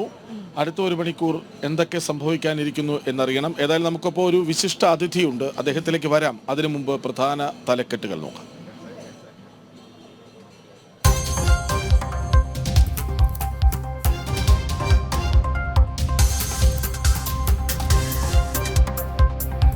അനന്തപുരി ഇനി കൗമാര കലോത്സവത്തിന്റെ ആനന്ദപൂരത്തിലേക്ക്. 63ാമത് സംസ്ഥാന സ്കൂൾ കലോത്സവത്തിന് ഇന്ന് തിരിതെളിയും. ഔദ്യോഗിക ഉദ്ഘാടനം രാവിലെ 10-ന് മുഖ്യമന്ത്രി സെൻട്രൽ സ്റ്റേഡിയത്തിൽ നിർവഹിക്കും. 25 വേദികളിലായി 249 ഇനങ്ങളിൽ മാറ്റുരയ്ക്കുക 15,000-ഓളം കലാപ്രതിഭകൾ.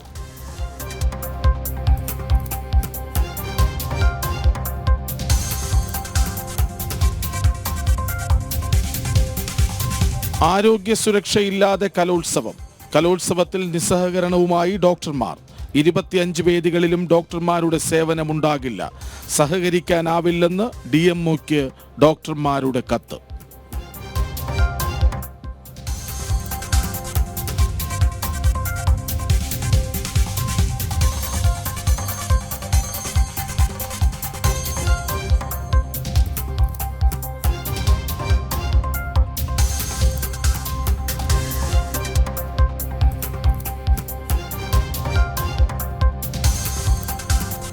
വഖഫ് ഭൂമി കയ്യേറ്റവുമായി ബന്ധപ്പെട്ട ജുഡീഷ്യൽ കമ്മീഷന്റെ മുനമ്പം സന്ദർശനം ഇന്ന്. സ്ഥലവാസികളായ തീരദേശ ജനത നടത്തുന്ന സമരം 83ാം ദിവസത്തിലേക്ക്.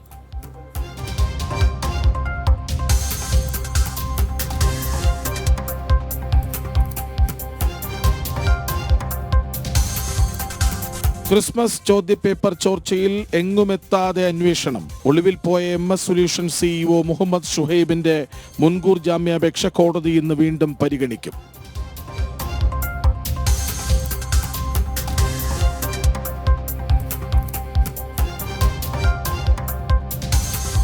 മുണ്ടക്കൈ ചൂരൽമല പുനരധിവാസത്തിനായി 5 സെന്റ് ഭൂമി അംഗീകരിക്കാനാകില്ലെന്ന് ജനകീയ സമിതി. 10 സെന്റ് ഭൂമി വീതമെങ്കിലും ഓരോരുത്തർക്കും ലഭിക്കണമെന്ന ആവശ്യം.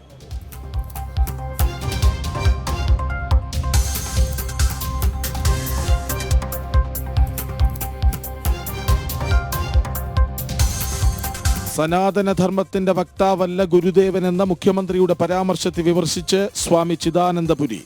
ഹിന്ദുക്കൾ സംഘടിത വോട്ട് ബാങ്ക് അല്ലാത്തതുകൊണ്ടാണ് ഇത്തരം പരാമർശങ്ങൾ വരുന്നതെന്ന് കൊളത്തൂർ അദ്വൈതാശ്രമം മഠാധിപതി ജനം ടിവിയോട്.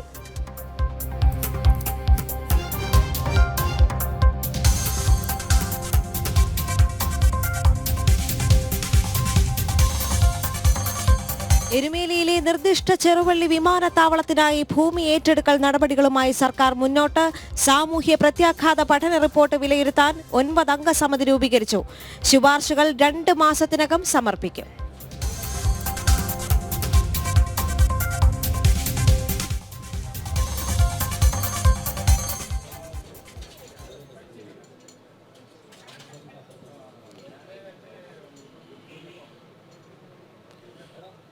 അപ്പോൾ നമുക്കൊപ്പം അതിഥിയുണ്ട് എന്ന് പറഞ്ഞു. അതിഥി എന്ന് വെച്ചാൽ ഒരുപക്ഷെ തിരുവനന്തപുരത്ത് ഈ കലോത്സവം നടക്കുമ്പോൾ ആദ്യം നമുക്കൊപ്പം ചേരാൻ കഴിഞ്ഞ അദ്ദേഹത്തെ ഓർക്കുമ്പോൾ നമുക്ക് അഭിമാനിക്കാം. കാരണം അദ്ദേഹമാണ് നമ്മുടെ ഈ കലോത്സവ പവലിയനിലേക്ക് നമുക്കൊപ്പം ചേരുന്ന ആദ്യ അതിഥി. സ്വാഭാവികമായും അതിന്റെ ഒരു ഉദ്ഘാടകനാണ് അദ്ദേഹം. അപ്പോൾ ഞങ്ങൾക്ക് വളരെ അഭിമാനമുണ്ട്. അത് തിരുവനന്തപുരത്തിന് മാത്രമല്ല, കേരളത്തിന് പുറത്ത് ഭാരതത്തിൽ ആകെയും നമ്മുടെ കലയെ പരിചയപ്പെടുത്തിയ, അതിൻ്റെ അടയാളപ്പെടുത്തലായി മാറിയ ഒരാളാണ് സൂര്യ കൃഷ്ണമൂർത്തി. സ്വാഗതം സാർ. ഈ പ്രഭാതത്തിൽ നമുക്കൊപ്പം ചേർന്നതിനും അങ്ങയുടെ അനുഭവങ്ങൾ, ഓർമ്മകൾ, കലാസ്വാദനമൊക്കെയും പങ്കുവയ്ക്കാൻ ചേർന്നതിൽ. ശ്രീ സൂര്യ കൃഷ്ണമൂർത്തി, എന്താണ് ഒരു കലാസ്വാദകൻ എന്ന നിലയിൽ, കലാപ്രവർത്തകൻ എന്ന നിലയിലല്ല, കലാസ്വാദകൻ എന്ന നിലയിൽ അനന്തപുരിയിലേക്ക് വീണ്ടും കലോത്സവം എത്തുമ്പോൾ ഓർമ്മയിൽ വരുന്നത്? ഞാനും പറഞ്ഞോട്ടെ. ഇപ്പോൾ ഈ പ്രധാന വാർത്തകൾ ഞാനും കേൾക്കുകയായിരുന്നു. ഈ പ്രധാന വാർത്തകൾക്കിടയിൽ ഈ കലാകാരന്മാർക്ക് വേണ്ടി നിങ്ങൾ ഇത്രയും സമയം കണ്ടെത്തുന്നത് അതൊരു വലിയ കാര്യം തന്നെയാണ്. കാരണം ഈ കലാകാരന്മാർക്ക് മാത്രമേ നിങ്ങളിപ്പോൾ പറഞ്ഞ പ്രധാന വാർത്തകളിലുണ്ടായ ദുരന്തങ്ങൾ മാറ്റാൻ കഴിയുകയുള്ളൂ. ഒരു പൊളിറ്റീഷ്യനോ ഒരു ക്യാപിറ്റലിസ്റ്റിനോ ഒരു തൊഴിലാളി ട്രേഡ് യൂണിയനോ ഒന്നും പണക്കാർക്കോ ഒന്നും പറ്റില്ല. ചിലങ്ക ആയുധമാക്കിയ കലാകാരനും തൂലിക ആയുധമാക്കിയ എഴുത്തുകാരനും മാത്രമേ ഇതെല്ലാം തിരുത്താൻ പറ്റുള്ളൂ. നിങ്ങളുടെ ഈ പ്രധാന വാർത്തകൾ കേട്ടപ്പോൾ എല്ലാം തന്നെ അതിൽ നെഗറ്റീവാണ്. പക്ഷേ ഇവിടെ വരുമ്പോൾ അത് പോസിറ്റീവാണ്. കലയുടെ കാര്യത്തിൽ വരുമ്പോൾ നിങ്ങളെ അനുമോദിക്കുന്നു. ഇത്രയും സമയം നിങ്ങൾ ഇതിനു വേണ്ടി കണ്ടെത്തുന്നതിനും ഇത്രയും പ്രാധാന്യം ഇതിന് കൊടുക്കുന്നതിനും വളരെ സന്തോഷം. അതായത് ഈ ഇവിടെ എത്തുന്ന കുട്ടികൾ ഒരുപക്ഷെ നാളെ നമ്മൾ എവിടെയൊക്കെയോ കാണാൻ പോകുന്നവരാണ്. പല വേദികളിൽ, പല പദവികളിലൊക്കെയും വളർന്നു വരേണ്ട കുട്ടികളാണ്. ഇപ്പോൾ അങ്ങൊരു നാടക പ്രവർത്തകനാണ് ശരിക്കും. അതാണ് അങ്ങയുടെ അസ്തിത്വം വിശ്വസിക്കുന്നത്. നൃത്തമുണ്ട്, എല്ലാ അങ്ങയെ ഏകോപിപ്പിക്കുന്ന ഒരാളാണ്. പക്ഷേ എങ്കിൽ പോലും നാടകമാണ് അങ്ങയുടെ ജീവൻ. ആ ജീവനാണ് കേരളത്തിൽ വലിയൊരു വളർച്ചയ്ക്ക് വേദിയൊരുക്കുന്നത് നാടകത്തിന്. ഇവിടെ അദ്ദേഹം അങ്ങെത്തുമ്പോൾ ഏറ്റവും അങ്ങേ ആകർഷിക്കുന്നതിനും നാടകമാണ്. നാടകം മാത്രമല്ല, എനിക്ക് അങ്ങനെ ഒരു ഇതില്ല. ഞാൻ നാടകം എഴുതി ഞാൻ എഴുതുന്ന നാടകങ്ങൾ മാത്രമേ ഞാൻ സംവിധാനം ചെയ്യാറുള്ളൂ. അങ്ങനെയാണെങ്കിൽ തന്നെ എനിക്ക് എല്ലാ കലകളും ഒരുപോലെയാണ്. ഒരുപാട്. കാരണം എനിക്ക് ചില കലകളെ നമ്മൾ സൈഡ് ലൈൻ ചെയ്യാറുണ്ട്. ഞാൻ തുറന്നു പറയുകയാണ്, ഇവിടെ സർക്കാർ നടത്തുന്ന അവാർഡ് ദാന ചടങ്ങുകളുണ്ട്. അത് മത്സരം നടത്തി അവാർഡ് നിശ്ചയിച്ച് ഇങ്ങനെ പുരസ്കാരങ്ങൾ കൊടുക്കുന്ന 2 വിഭാഗത്തിനാണ് സാംസ്കാരിക വകുപ്പ്, ഗവൺമെൻറ്റിൻ്റെ സാംസ്കാരിക വകുപ്പാണ് നടത്തുന്നത്. ഒന്ന് സിനിമകളെല്ലാം എടുത്ത് കാണിച്ച് ജൂറിയുടെ മുമ്പിൽ കാണിച്ച് അവാർഡ് നിശ്ചയിക്കും. ബെസ്റ്റ് ആക്ടർ, ബെസ്റ്റ് ഡയറക്ടർ, അങ്ങനെ പോകും. പിന്നെ ഉള്ളത് നാടകത്തിനാണ്. അപ്പോൾ ഈ നാടകത്തിന് നമ്മുടെ ഇതിൻ്റെ ഒരു റിസൾട്ടെല്ലാം വരുമ്പോഴത്തേക്ക് നമ്മൾ കണ്ടാലറിയാം എന്തൊരു പ്രാധാന്യമാണ് അവാർഡ് ചലച്ചിത്രത്തിൻ്റെ കാര്യത്തിൽ ഗവൺമെൻറ് കൊടുക്കുന്നത്. എന്നിട്ടൊരു ഏറ്റവും നല്ല നടന് കൊടുക്കുന്നത് 1,4 ലക്ഷമോ 1.5 ലക്ഷമോ എന്തോ ആണ്. ഒരു നാടകത്തിൽ വരുമ്പോൾ ഈ ചടങ്ങ് സംഘടിപ്പിക്കാൻ തന്നെ പ്രയാസമാണ്. അതൊരു വഴിപാടായിട്ടങ്ങ് നടത്തി വിടുകയാണ്. എന്നിട്ട് ഈ best actor in cinema while he gets 1.5 lakhs or 1 lakh, ഈ നാടക നടന കിട്ടുന്ന 15,000 രൂപയാണ്. അതായത് 7, 8, 10 കോടി വാങ്ങി അഭിനയിക്കുന്ന ആളിന് 1.5 ലക്ഷം രൂപയുടെ അവാർഡ് നൽകുമ്പോൾ സാധാരണ കുടുംബങ്ങളിൽ നിന്ന് വന്ന് വേദിയിൽ അധ്വാനിച്ച് അഭിനയിക്കുന്നവർക്ക് നൽകുന്നത് ഈ തുക. അവർക്ക് വേറെ ഒന്നും അറിയില്ല. അവർക്ക് ഒരു പൈസയും കൊടുത്തില്ലെങ്കിൽ അവർ അഭിനയിക്കും. കാരണം അവർ ആ ഒരു കച്ചവടത്തിന് വേണ്ടിയിട്ടല്ല നാടകം അഭിനയിക്കുന്നത്, നാടിന് വേണ്ടിയിട്ടും അവർക്ക് വേണ്ടിയിട്ടുമാണ്. അങ്ങനെയുള്ളവരെ തഴയുകയാണ്. അപ്പോൾ അതിന് ഒന്നിൽ ആ അവാർഡ് 15,000 ആക്കണം സിനിമയുടെ, അല്ലെങ്കിൽ ഇത് 1,00,000 ആക്കണം. അത് മാത്രമല്ല എനിക്ക് പറയാനുള്ളത്, നമുക്ക് ഈ ആജീവനാന്ത സംഭാവനയ്ക്കുള്ള പുരസ്കാരങ്ങളുണ്ട്. സർക്കാർ തന്നെ കൊടുക്കുന്നത് JC ഡാനിയൽ അവാർഡ് സിനിമയ്ക്കുള്ളതാണ്, 5 ലക്ഷം രൂപയാണ്. SL പുരം അവാർഡ് നാടകത്തിനുള്ളതാണ്, 1 ലക്ഷം രൂപയാണ്. ഇത് സർഗസിദ്ധിക്കുള്ള അവാർഡാണ്. ഇത് എല്ലാം ഒന്നായിരിക്കണം. സ്വാതി തിരുനാളിൻ്റെ പേരിലുള്ള അവാർഡ് അത് 2 ലക്ഷം രൂപയാണ്. ഇങ്ങനെ വരുമ്പോൾ അതിന് പ്രതികരിക്കാനുള്ള സമയമായി. സിനിമയ്ക്ക് കൊടുക്കുന്ന അമിതമായ പ്രാധാന്യം, അല്ലെങ്കിൽ ക്രിക്കറ്റിന് കൊടുക്കുന്ന അമിതമായ പ്രാധാന്യം നമ്മുടെ കായിക മറ്റുള്ള ഇനങ്ങളെയൊക്കെ കൊന്നുകൊണ്ടിരിക്കുകയാണ്. അതുപോലെ സിനിമയ്ക്ക് കൊടുക്കുന്ന ഒരു അമിത പ്രാധാന്യം എനിക്ക് തന്നെ അത്ഭുതമാണ്. സാധാരണ ഇങ്ങനെയുള്ള ഒരു പ്രോഗ്രാമിന് സിനിമാ താരമല്ലാത്ത ഒരാളിനെ നിങ്ങൾ ആദ്യമായിട്ട് എന്തിനും വിളിച്ചു എന്നുള്ളൂ. സാധാരണ സിനിമാ താരങ്ങൾക്കാണ്, അതൊരു ഫിലിമിൽ തല കാണിച്ചാൽ മതി. അല്ല, അങ്ങൊരു അടയാളപ്പെടുത്തലാണ്. അതുകൊണ്ട് അതിന് ഏറ്റവും അനുയോജ്യന അങ്ങാണ്. അതാണ് ഇപ്പം കറക്റ്റ് ചെയ്യപ്പെടേണ്ടത് എന്ന് തോന്നുന്നു. എനിക്ക് കുട്ടികളോട് പറയാനുള്ളത്, ഇതിൽ പങ്കെടുക്കുന്ന കുട്ടികളോട് പറയാനുള്ളത്, ഇങ്ങനെ ഒരു കലയുടെ മാമാങ്കമോ അല്ലെ കൂട്ടായ്മയോ ലോകത്തിൽ ഒരിടത്തും ഇല്ല എന്നും അതിൽ പങ്കെടുക്കുന്നത് തന്നെ വലിയ ഭാഗ്യമാണെന്നും ആദ്യം അവർ കരുതണം.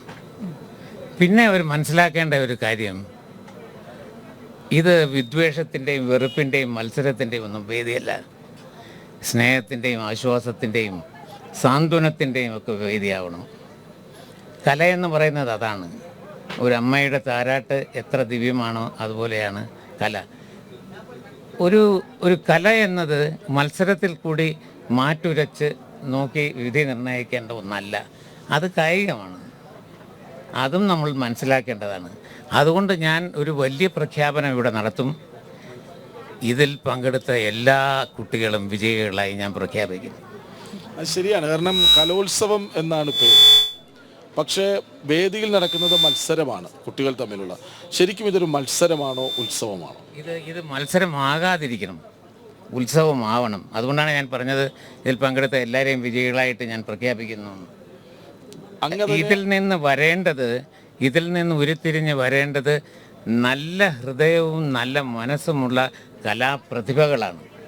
കുറേ കലാപ്രതിഭകൾ ഉയർന്നു വരണം. റാങ്കും ഗ്രേഡിങ്ങും ഒന്നുമല്ല കാര്യം. നല്ല ഹൃദയം വേണം ഒരു കലാകാരന്, നല്ല മനസ്സ് വേണം ഒരു കലാകാരൻ. ഒരു കലാകാരൻ എപ്പോഴും ജീവിക്കുന്നത് മറ്റുള്ളവർക്ക് വേണ്ടിയിട്ടാവണം.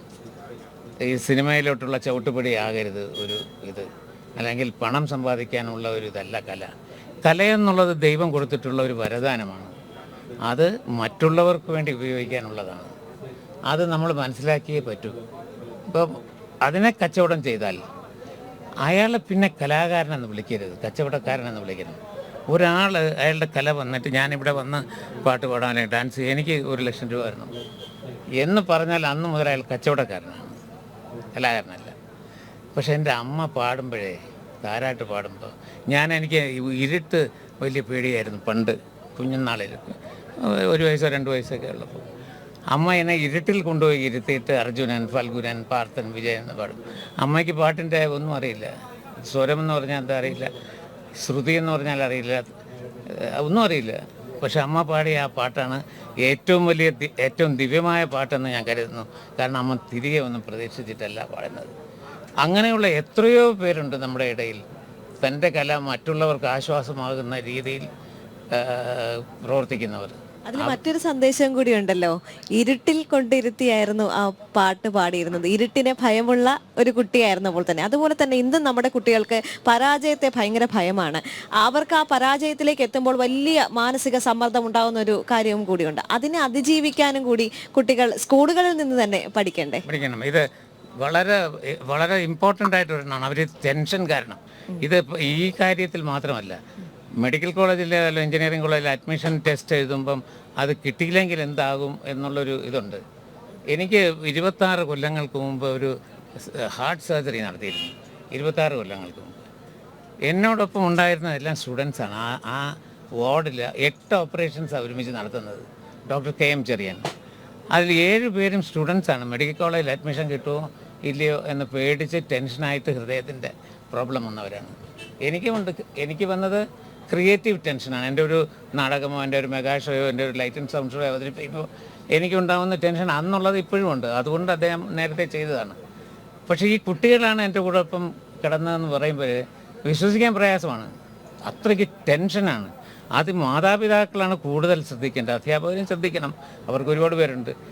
ഇവർ ഇതില്ലെങ്കിൽ വേണ്ട, മെഡിക്കൽ ഇല്ലെങ്കിൽ വേണ്ട, മെഡിസിൻ ഇല്ലെങ്കിൽ വേണ്ട, വേറൊന്നിന് പോകാം എന്നുള്ളൊരു ഇത് കൊടുക്കുന്നില്ല. ശരി, ചിലർ ഈ മൈക്ക് കൈ കിട്ടുമ്പോൾ കലയെ വല്ലാതെ സ്നേഹിക്കുന്നവരാണ്. പക്ഷെ അങ്ങനെയല്ല എന്നെനിക്ക് മനസ്സിലാവും. കാരണം എൻ്റെ നാട്ടുകാരനായ അരുൺനാഥ് അങ്ങയുടെ പ്രിയപ്പെട്ട ശിഷ്യനാണ്. 100 നാവാണ്. ഞങ്ങൾ തമ്മിൽ സംസാരിക്കുമ്പോൾ അദ്ദേഹം എപ്പോഴും സൂര്യകൃഷ്ണമൂർത്തി എന്ന വാക്ക് പറയുമ്പോൾ തന്നെ അതിലൊരു ആദരവ് ഒളിപ്പിച്ചിട്ടുണ്ട്. എങ്ങനെയാണ് ഈ കലാകാരന്മാരെ ഇത്രമേൽ ചേർത്ത് പിടിക്കുന്നത്?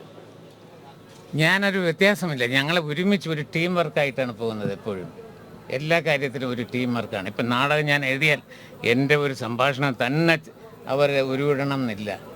അവർക്ക് they can always modify it. അവരുടെ സൗകര്യം അനുസരിച്ച്, അവരുടെ നാക്കിനനുസരിച്ച് മാറ്റാവുന്ന വിധത്തിൽ മാറാം. അവരുടെ അഭിപ്രായങ്ങൾ ഞാൻ ചോദിച്ച് മാറ്റാറുണ്ട്. അങ്ങനെ ഒരു കൂട്ടായ്മയുടെ പുറത്ത് പോകുന്നതുകൊണ്ടായിരിക്കും. പിന്നെ ഏറ്റവും വലുത് എന്ന് പറയുന്നത് സ്നേഹമാണ്. നമ്മളെ സ്നേഹിക്കുക എന്നുള്ളതാണ്. അതാണ് ഞാൻ നേരത്തെ പറഞ്ഞത്, ഈ കല എന്ന് പറയുന്നത് സ്നേഹമാണ് എന്നുള്ളത്. ശരി, ഏതായാലും വലിയൊരു അനുഭവമാണ് ഈ 10 മിനിറ്റുകൾ നമുക്ക് സമ്മാനിച്ചത്. നോക്കൂ, ഒരു കലോത്സവ വേദിയിലേക്ക് വന്ന് ഒരാളിങ്ങനെ ഒരു വലിയ ഫ്രെയിം നോക്കുകയാണ്. പക്ഷെ അദ്ദേഹം ഈ കാര്യങ്ങളെല്ലാം ഒറ്റയ്ക്ക് ചെയ്ത് തിരുവനന്തപുരത്ത് വർഷാവർഷം വലിയ വലിയ ഫെസ്റ്റിവലുകൾക്ക് ആതിഥേയത്വം വഹിക്കുന്ന ഒരാളാണ് സൂര്യകൃഷ്ണമൂർത്തി സാർ. കലയുടെ അടയാളപ്പെടുത്തലാണ് അത്. തിരുവനന്തപുരം രാജ്യത്തിന്, ലോകത്തിന് സമ്മാനിച്ച അടയാളപ്പെടുത്തലാണ്. ഈ നിമിഷം അങ്ങ് ഞങ്ങൾക്കൊപ്പം ചേർന്നതിൽ ഞങ്ങൾ അഭിമാനിക്കുന്നു. വളരെ പ്രാർത്ഥനാ നിർഭരമായ ഒരു തുടക്കമായി ഞങ്ങൾ ഇതിനെ കാണുകയും ചെയ്യുന്നു. നന്ദി സൂര്യകൃഷ്ണൻ. ദൈവാനുഗ്രഹം ഉണ്ടാകട്ടെ. നല്ല കവറേജ് ചെയ്യാൻ സാധിക്കട്ടെ. ഇതിലൂടെ ഞാൻ നേരത്തെ പറഞ്ഞതുപോലെ നല്ല ഹൃദയവും നല്ല മനസ്സുമുള്ള കലാപ്രതിഭകൾ ഉയർന്നു വരാൻ അവസരമൊരുക്കാൻ നിങ്ങൾക്ക് കഴിയട്ടെ. ശരി, വളരെ നന്ദി.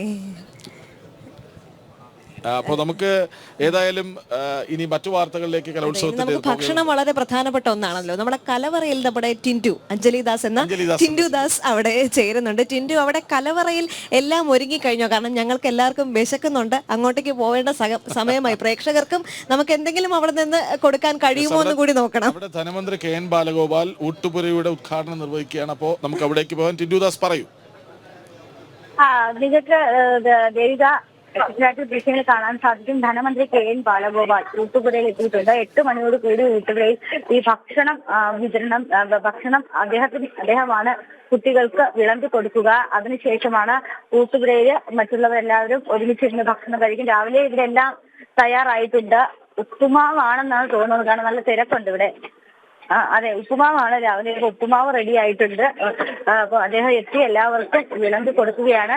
ഉപ്പുമാവും സാമ്പാറുമാണ് രാവിലത്തെ ഭക്ഷണം. അപ്പോൾ ഞാൻ നേരത്തെ കഴിഞ്ഞ ദിവസങ്ങളൊക്കെ പറഞ്ഞു തന്നെ ക്ഷമിക്കണം കേട്ടോ, സാമ്പാറല്ല, കടലക്കറിയാണ്.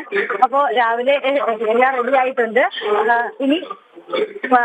ഇനിയിപ്പോ നമുക്ക് ദൃശ്യങ്ങൾ കാണാൻ സാധിക്കും. എല്ലാവരും വളരെ സന്തോഷത്തോടു കൂടി തന്നെ ഭക്ഷണം കഴിച്ചു തുടങ്ങിയിട്ടുണ്ട്. അദ്ദേഹം എല്ലാവർക്കും വിളമ്പി കൊടുക്കുന്നുണ്ട്. ഏതാണ്ട് 20,000 പേർക്ക് ഒരേ സമയം ഭക്ഷണം കഴിക്കാൻ കഴിയുന്ന രീതിയിലാണ് എത്തിരിക്കേണ്ട മൈതാനത്ത് ഈ ഊട്ടുപുര ഒരുക്കിയിട്ടുള്ളത്. ഉച്ചയ്ക്ക് 12 മണിയോടുകൂടി തന്നെ ഓരോതരം പായസത്തോടുകൂടി സദ്യ ആരംഭിക്കും. ആ സദ്യ ഏതാണ്ട് 20,000 പേർക്ക് ഒരേ സമയം കഴിക്കാവുന്ന രീതിയിലാണ് പഴയുടെ നേതൃത്വത്തിന്റെ നേതൃത്വത്തിൽ ഒരുക്കിയിട്ടുള്ളത്. അപ്പോൾ രാവിലെ തന്നെ എല്ലാം തയ്യാറായി. കുട്ടികളൊക്കെ ഇവിടെ ഭക്ഷണം കഴിക്കാൻ എത്തിയിട്ടുണ്ട്. ധനമന്ത്രി നേരിട്ടെത്തി അദ്ദേഹമാണ് കുട്ടികൾക്ക് ഭക്ഷണം കൊണ്ടു കൊടുക്കുന്നത്. അപ്പോൾ തിരുവനന്തപുരം ജില്ലയിൽ വെച്ച് എല്ലാവരും ഈ ജില്ലയിലെ നേതാക്കന്മാരെല്ലാവരും രാഷ്ട്രീയമൊക്കെ മറന്നു വെച്ചുകൊണ്ട് നമുക്ക് ഒരു 4 ദിവസം അതൊക്കെ മാറ്റി വെക്കുകയാണ് ആണെങ്കിൽ അതൊക്കെ മറന്നുകൊണ്ട് എല്ലാവരും ഒറ്റക്കെട്ടായി നിന്നുകൊണ്ട് ഒരുമിച്ച് നിന്നുകൊണ്ട് പ്രവർത്തിക്കുന്ന ഒരു കാഴ്ച നമുക്ക് ഇവിടെ കാണാൻ സാധിക്കും. നമുക്ക് ഈ സംഘാടക സമിതിയൊക്കെ എടുക്കുകയാണെങ്കിൽ എല്ലാ രാഷ്ട്രീയ ചേരികളിൽ നിന്നുള്ള ആളുകൾ എല്ലാവരും ഒരുമിച്ച് കൊണ്ടാണ് കലയെ വരവേൽക്കുന്നത്, അല്ലെങ്കിൽ കലയുടെ ഈ മഹോത്സവം ആഘോഷമാക്കുന്നതെന്ന് പറയേണ്ടി വരും. അപ്പോൾ ഊട്ടുപുരയിൽ രാവിലത്തെ ഭക്ഷണം ആരംഭിച്ചു കഴിഞ്ഞു. ഇന്ന് 4 ദിവസം ഏത് സമയവും ഇവിടെ വന്നാൽ ഭക്ഷണം കഴിക്കാമെന്നാണ് ഏറ്റവും പ്രധാനപ്പെട്ട കാര്യം. അപ്പൊ കുട്ടികൾക്ക് അദ്ദേഹം വിളമ്പി കൊടുക്കുന്ന ആ കാഴ്ചയാണ് നമ്മൾ കാണുന്നത്.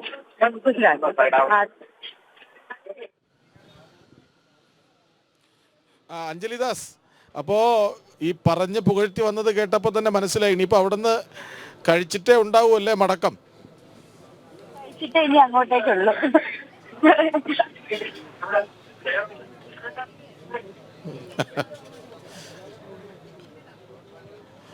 അതെ, എന്തായാലും ഭക്ഷണം വളരെ പ്രധാനപ്പെട്ട ഒന്ന് തന്നെയാണ് നമുക്ക് എല്ലാവർക്കും.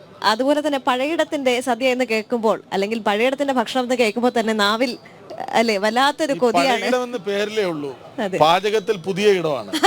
ഓരോ തവണയും ഓരോ പുതിയ ഇടങ്ങളിൽ ചെല്ലുമ്പോൾ ഓരോ പുതിയ പരീക്ഷണങ്ങൾ. ആ പരീക്ഷണം എന്ന് പറയാൻ പറ്റില്ല കേട്ടോ, അതിന്റെ രുചി ഒന്ന് വേറെ. അത് മാത്രമല്ല, അദ്ദേഹത്തോട് വളരെ വലിയൊരു ആത്മബന്ധം എനിക്കുമുണ്ട്. എൻ്റെ വിവാഹത്തിന് ഏറ്റവും വിഭവ സമൃദ്ധമായ ഒരു സദ്യ കൂടി ഞങ്ങൾക്ക് ഒരുക്കി തന്ന പഴയിടം മോഹനൻ നമ്പൂതിരിയെ ഞങ്ങൾക്ക് വല്ലാത്തൊരു ആത്മബന്ധം അദ്ദേഹത്തോടുണ്ട്. മാത്രമല്ല, നമ്മുടെ പ്രേക്ഷകർക്കും പഴയിടത്തെ കുറിച്ച് പറയുമ്പോൾ 100 നാവാണ്. പഴയിടത്തിന്റെ ഒരു മുഖം കണ്ടാൽ തന്നെ ഉടനെ അവർ ഓടിയെത്തും അല്ലെ, ലൈവിലെല്ലാം വന്ന് അദ്ദേഹത്തെ കൂടുതൽ ആശംസകളെല്ലാം അറിയിച്ചു. അങ്ങനെ അറിയപ്പെടുന്ന ഒറ്റ പേരേ ഉള്ളൂ, അത് പഴയിടമാണ്.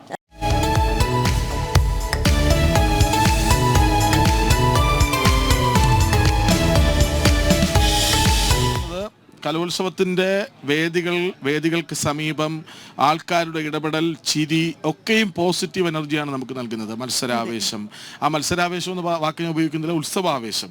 ആ വാക്ക് തന്നെയുണ്ട് ഒരു പോസിറ്റീവ് എനർജി. മത്സരം എന്നൊക്കെ പറയുമ്പോൾ ചിലപ്പോൾ ഒരു നെഗറ്റീവ് എനർജിയിൽ ഫീൽ ചെയ്യാം. കാരണം കടുത്ത മത്സരമാകുമ്പോൾ ഉണ്ടാകുന്ന ടെൻഷൻ, മത്സരിച്ച് ജയിച്ചേ തീരുമോ എന്ന ഇതൊക്കെ ഉണ്ട്. അപ്പോൾ സ്വാഭാവികമായിട്ടും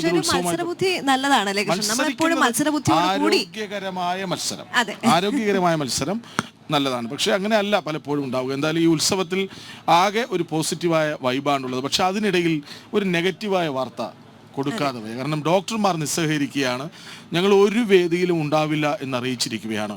അപ്പോൾ രശ്മി കാർത്തിക അതിൻ്റെ വിവരങ്ങൾ നൽകും. രശ്മി, എന്തുകൊണ്ട് ഡോക്ടർമാർ നിസ്സഹകരിക്കുന്നു?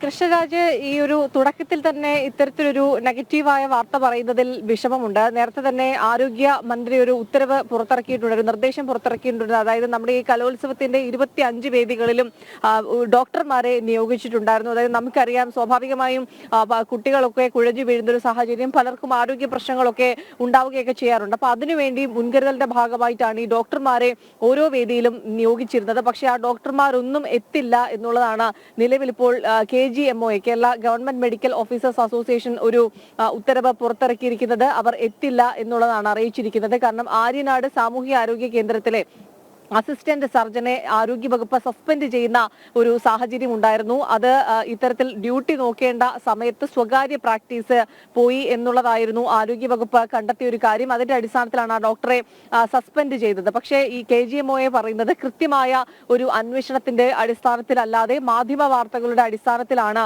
ഇത്തരത്തിൽ ഒരു നടപടി ആരോഗ്യവകുപ്പ് കൈക്കൊണ്ടിരിക്കുന്നത്. ഒക്ടോബർ മുതൽ KGMO ഡോക്ടർമാരെല്ലാം തന്നെ നിസ്സഹരണ സമരത്തിലാണ്. അതുകൊണ്ട് ഇതിൽ അവർ മുന്നോട്ട് വെച്ച കാര്യങ്ങളിൽ ഒരു തീരുമാനമാകുന്നതുവരെ ഒരു ഡോക്ടർമാരുടെയും സേവനം ഉണ്ടാകില്ല എന്നുള്ളതാണ് അറിയിച്ചിരിക്കുന്നത്. അതുകൊണ്ട് തന്നെ നമ്മുടെ 25 കലോത്സവ വേദികളിലും ഡോക്ടർമാർ ഉണ്ടാകില്ല. വളരെ ഖേദകരമായിട്ടുള്ളൊരു കാര്യമാണ്. ഇങ്ങനൊരു പ്രശ്നം മുൻകൂട്ടി കണ്ട് ആരോഗ്യവകുപ്പ് കൃത്യമായി തന്നെ അവരുടെ ആവശ്യങ്ങൾ എന്താണ് എന്നുള്ളത് കേട്ട് ഈ പ്രശ്നങ്ങളൊക്കെ തന്നെ പരിഹരിക്കേണ്ടിയിരിക്കുന്നു. ഇതിപ്പോൾ കലോത്സവം ആരംഭിക്കാൻ ഇനി വളരെ കുറച്ച് സമയം മാത്രമാണ് ബാക്കി നിൽക്കുന്നത്. ഈ സമയത്താണ് ഈ ഡോക്ടർമാർ എത്തില്ല എന്നുള്ളൊരു കാര്യം അറിയിച്ചിരിക്കുന്നത്. വളരെ വിഷമകരമായിട്ടുള്ള ഒരു കാര്യമാണ് പങ്കുവയ്ക്കാനുള്ളത്. കൃഷ്ണരാജ് എന്നാണ് അറിയിച്ചിരിക്കുന്നത്. കാരണം 25 വേദികളിൽ വളരെയധികം കുട്ടികൾ പങ്കെടുക്കുന്ന ഒരു കലോത്സവം കൂടിയാണ്. കുട്ടികൾ മാത്രമല്ല, മുതിർന്നവരുമുണ്ട്, മാധ്യമ പ്രവർത്തകരുണ്ട്, മറ്റ് വിവിധ വിഭാഗങ്ങളിലുള്ള ആളുകളെല്ലാം പങ്കെടുക്കുന്ന ഒരു ഒത്തുകൂടൽ കൂടിയാണ് കലോത്സവങ്ങൾ എന്ന് പറയുമ്പോൾ, ഈ 25 വേദികളിലും ഡോക്ടർമാർ ഇല്ല എന്ന് പറയുമ്പോൾ മറ്റെന്തെങ്കിലും സംവിധാനം സർക്കാരിന്റെ ഭാഗത്ത് നിന്നും ഒരുക്കുന്നുണ്ടോ? പെട്ടെന്നൊരു അപകടമുണ്ടായാൽ അല്ലെങ്കിൽ ആർക്കെങ്കിലും പെട്ടെന്ന് സുഖമില്ലാതായാൽ എന്താണ് ചെയ്യാൻ പറ്റുക? ഒരു കാര്യം കൂടി കൂട്ടിച്ചേർത്തോട്ടെ. അതായത് ഒരുപക്ഷെ ഈ നടപടി പിൻവലിക്കാൻ വേണ്ടിയുള്ള ഒരു സമ്മർദ്ദമാണോ ഈ മാറി നിൽക്കുമെന്ന പറച്ചിൽ എന്നൊരു സംശയം കൂടിയുണ്ട്. കാരണം അവർക്ക് അങ്ങനെ മാറി നിൽക്കാനാവില്ലല്ലോ. കാരണം അവരുടെ വലിയൊരു ഉത്തരവാദിത്വമാണല്ലോ. നമുക്ക് അങ്ങനെ ആശ്വസിക്കാം, അല്ലേ?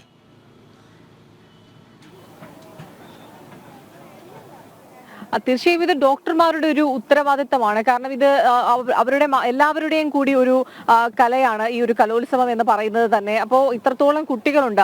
ദേവിക സൂചിപ്പിച്ചതുപോലെ തന്നെ 25 വേദികളിലായി ഏതാണ്ട് 15,000-ഓളം കലാപ്രതിഭകളാണ് എത്തുന്നത്. അപ്പം വളരെ ആവേശത്തോടു കൂടി ഈ സംഘനൃത്തമാണെങ്കിലും മറ്റു കലാരൂപങ്ങളൊക്കെ അവതരിപ്പിക്കുന്ന സമയത്ത് നമ്മൾ കലോത്സവ വേദികളിൽ സ്ഥിരമായി തന്നെ പല കുട്ടികളാണെങ്കിലും മറ്റുള്ളവരാണെങ്കിലും കുഴഞ്ഞു വീഴുന്നതൊക്കെ സ്ഥിരം നമ്മൾ കാണുന്നൊരു കാഴ്ചയാണ്. അങ്ങനെ ഉണ്ടാകാതിരിക്കട്ടെ എങ്കിൽ പോലും സ്ഥിരമായി അങ്ങനെയൊക്കെ സംഭവിക്കുന്നുണ്ട്. അപ്പൊ അതിനൊരു മുൻകരുതൽ എന്നോണമാണ് ഈ ഡോക്ടർമാരെ നിയോഗിച്ചിരുന്നത്. ഏതായാലും ഈ ഒരു ഉത്തരവ്, അതായത് ഈ അസിസ്റ്റന്റ് സർജനെതിരെ എടുത്ത നടപടി അത് പിൻവലിക്കണം എന്നുള്ളതാണ് ഇവർ പ്രധാനമായും മുന്നോട്ട് വെക്കുന്ന ഒരു ആവശ്യം. ഈ അടിയന്തരമായിട്ട് എന്തായിരിക്കും ആരോഗ്യവകുപ്പ് ഇക്കാര്യത്തിൽ നടപടി കൈക്കൊള്ളുക എന്നുള്ളത് നമുക്കറിയില്ല. കാരണം അല്പസമയത്തിനകം തന്നെ ഇതുമായി ബന്ധപ്പെട്ട കൂടിയാലോചന നടക്കും എന്നുള്ളതാണ് ആരോഗ്യമന്ത്രിയുടെ ഓഫീസിൽ നിന്നും അറിയിച്ചിരിക്കുന്നത്. ഒക്ടോബർ മുതൽ ഇവർ നിസ്സഹരണ സമരത്തിലാണ്. ഒരുപക്ഷെ ആരോഗ്യവകുപ്പ് ഇക്കാര്യങ്ങൾ കുറച്ചുകൂടി മുൻകൂട്ടി കണ്ടുകൊണ്ട് ഇതിലൊരു ബദൽ സംവിധാനമൊക്കെ ഒരുക്കേണ്ടിയിരിക്കുന്നു. ഏതായാലും ഇപ്പോൾ നിലവിൽ അങ്ങനെ ഒരു സംവിധാനം 25 വേദികളിലും ഇല്ല എന്നുള്ളതാണ് നമുക്ക് പറയാൻ കഴിയുക. വളരെ പെട്ടെന്ന് തന്നെ ഇവരുടെ ഈ ഒരു നടപടി പിൻവലിക്കുകയോ അല്ലെങ്കിൽ എന്തെങ്കിലും തരത്തിലുള്ള ഉറപ്പ് നൽകുകയോ ഒക്കെ ചെയ്ത് ഒരു താൽക്കാലിക സംവിധാനം ഏർപ്പെടുത്തുമോ എന്നുള്ള കാര്യമൊന്നും തന്നെ അറിയില്ല. ഏതായാലും അല്പസമയത്തിനകം തന്നെ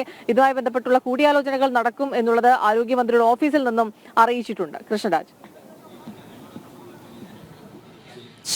ശരി, എന്തായാലും കൂടിയാലോചന നടക്കാതെ പറ്റില്ല. കാരണം ഇത്രയും വലിയ ഉത്സവം നടക്കും. ഡോക്ടർമാരുടെ കൂടി ഉത്തരവാദിത്തമാണ്. സർക്കാരുമായി എന്ത് തന്നെ പ്രശ്നമുണ്ടായാലും നമ്മുടെ ഉത്തരവാദിത്തം, നമ്മുടെ കർമ്മമണ്ഡലം എന്താണ് എന്ന് മനസ്സിലാക്കി, അല്ലെ, ഒരു മനുഷ്യത്വമാണെങ്കിൽ അതത്ര നല്ല പണിയല്ല എന്ന് കൂടി മാത്രവുമല്ല മനുഷ്യത്വമായ ഒരു തീരുമാനമായിരുന്നു അതെന്ന് പറയാതിരിക്കാൻ കഴിയുന്നില്ല. ഈ ഒരു ഘട്ടത്തിൽ മനുഷ്യസാധ്യമായതെല്ലാം ഒരുമിച്ച് കൂടുന്ന ഒരു സ്ഥലമാണിത്. കാരണം ഒരു പ്രശ്നവും ഉണ്ടാകാതെ ഇത് അവസാനിപ്പിക്കേണ്ടത് ഓരോരുത്തരുടെയും ഉത്തരവാദിത്വമാണ്. അപ്പോൾ സ്വാഭാവികമായും വേദിയിൽ ഉണ്ടാകേണ്ട ഏറ്റവും ആദ്യത്തെ പേര് ഡോക്ടർമാരുടേതാണ്. അവരങ്ങനെ മാറി നിൽക്കാൻ അവർക്ക് പറ്റില്ല. സ്വാഭാവികമായും അത് എത്രയും പെട്ടെന്ന് പരിഹരിക്കും എന്ന് തന്നെ നമുക്ക് പ്രതീക്ഷിക്കാം. സംഭവങ്ങളൊന്നും ഉണ്ടാകാതിരിക്കട്ടെ എന്ന് നമുക്ക് പ്രാർത്ഥിക്കാം. അവരങ്ങനെ പിന്മാറും എന്ന ഉറച്ചു തന്നെ നിൽക്കുകയാണെങ്കിൽ ഒരിക്കൽ കൂടെ പറയാം, അതത്ര നല്ല പണിയല്ല. കാരണം നിങ്ങൾ ഇവിടെ വേണം, അത് എല്ലാവരുടെയും ആവശ്യമാണ്. ഇത് നമ്മുടെ ഉത്സവമല്ലേ. ഡോക്ടർമാർ, മാധ്യമപ്രവർത്തകർ, കുട്ടികൾ, അധ്യാപകർ, രക്ഷ അങ്ങനെയൊന്നുമില്ല. നമ്മുടെ ഉത്സവമാണ്, നമ്മുടെ മാത്രം ഉത്സവമാണ്. നമ്മളങ്ങ് ഇതങ്ങ് അടിച്ചു പൊളിക്കുകയാണ്. അപ്പോൾ ഡോക്ടർമാരെ അടിച്ചു കയറി വാ എന്ന് പറയാൻ പറ്റും. ഇനി നമുക്ക് വളരെ പ്രത്യേകതയുള്ള ഒരു കലോത്സവം കൂടിയാണിത്. കാരണം ഗോത്രകലകളുടെ ഭംഗി കൂട്ടാൻ ഇത്തവണ ഒരുപാട് ഇനങ്ങൾ വരുന്നുണ്ട്. അതിൽ വളരെ പ്രധാനപ്പെട്ടത് മലപുലയാട്ടം, പണിയ നൃത്തം, ഇരുള നൃത്തം. ഇതെല്ലാം വേദി കീഴടക്കവും മംഗലംകളിയും വരുന്നുണ്ട്. അങ്ങനെ 5 നൃത്തരൂപങ്ങളാണ് ശരിക്കും ഇത്തവണ പുതുതായി. ഇതെല്ലാം കൂടി വേദി കീഴടക്കുമ്പോൾ നമുക്ക് നമ്മുടെ ഒരു പഴമയിലേക്ക്, അല്ലെങ്കിൽ നമ്മൾ എവിടെ നിന്നാണോ വന്നത്, പഴമ മാത്രമല്ല നമ്മുടെ സംസ്കാരം, അതിനെ നമുക്ക് വേദികളിൽ അവതരിപ്പിച്ച് ആൾക്കാരിലേക്ക്, പൊതുജനത്തിലേക്ക് കൂടുതൽ പരിചയപ്പെടുത്തുക എന്നുള്ളതാണ്. ശരി, എന്തായാലും ആ റിപ്പോർട്ട് കണ്ടതിന് ശേഷം തിരികെ എത്താം. കലോത്സവത്തിന്റെ വേദികൾ ഉയരുകയാണ്. ഇനി തലസ്ഥാനത്തും അനന്തപുരിയിലും ഇത്തരത്തിൽ ചുവടുകൾ വെക്കാൻ നർത്തകിമാരും കഥാപ്രസംഗം നടത്താനുള്ള കാഥികരും ഓടിയെത്തും. കാണാം കലോത്സവ കാഴ്ചയിലേക്ക്. അനന്തപുരിയുടെ കലോത്സവ വേദികൾക്ക് ഇനി ഇതൊരു ചരിത്രമാണ്. ഗോത്രകലകൾക്ക് കൂടുതൽ പ്രാധാന്യം നൽകിയ കലോത്സവ വേദി എന്ന പേരിൽ തലസ്ഥാനം ഓർക്കപ്പെടും. അതെ, മലപുലയാട്ടം, പണിയനൃത്തം, ഇരുള നൃത്തം ഉൾപ്പെടെ വേദിയെ ഉണർത്താൻ ഗോത്രകലകൾ ഒട്ടനവധിയാണ്. ഇപ്പൊ நம்ம ஆடுக போக ஆட்டது இருள ஆட்டம். ഈ ഒരാട്ടം എങ്കെല്ലാം എപ്പെല്ലാം ആടുകാതുണ്ട്. സാവുകൾക്ക്, സീരുകൾക്ക്, കാട് വെളിയെടുപ്പുകൾക്ക് എല്ലാതും എംതി ഒരാട്ടം ആടുകാതും. ഈ ഒരാട്ടത്തിൽ ഉപയോഗിക്ക വാദ്യകാലത്ത് പേരതേ പെരേ, ദവിൽ, ജാൽറ, കൊഗൽ. അട്ടപ്പാടിയിലും തമിഴ്നാട്ടിലുമുള്ള ഇരുള ഗോത്ര ജനതയുടെ പരമ്പരാഗത കലാരൂപമായ ഇരുള നൃത്തം സ്കൂൾ കലോത്സവത്തിൽ മത്സര ഇനമായതോടെ ജനകീയ കലയായി മാറുകയാണ്. ഇരുളഗോത്രവർഗക്കാരുടെ ജീവിതത്തോട് ഏറെ ഇഴയടുപ്പമുള്ളതാണ് ആട്ടവും പാട്ടും. പട്ടം ഗേൾസ് സ്കൂളിലെ വിദ്യാർത്ഥിനികൾ അവസാനഘട്ട പരിശീലനത്തിലാണ്.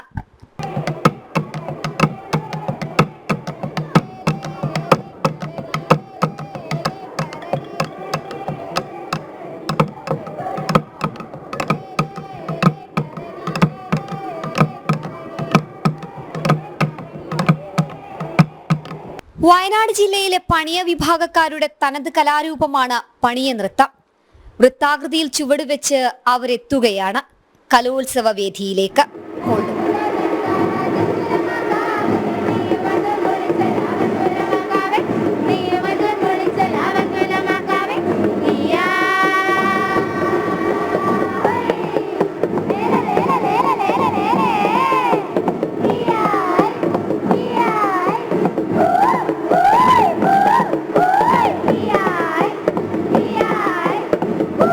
മലപുലയാട്ടത്തോളം ചാരുതയാർന്ന നൃത്തരൂപം വനവാസി സമൂഹത്തിൽ ഇല്ല. വായ്പാട്ടിന്റെ പിന്തുണയില്ലാതെ വനവാസികളുടെ സ്വന്തം മലപുലയാട്ടവും അരങ്ങുണർത്തും.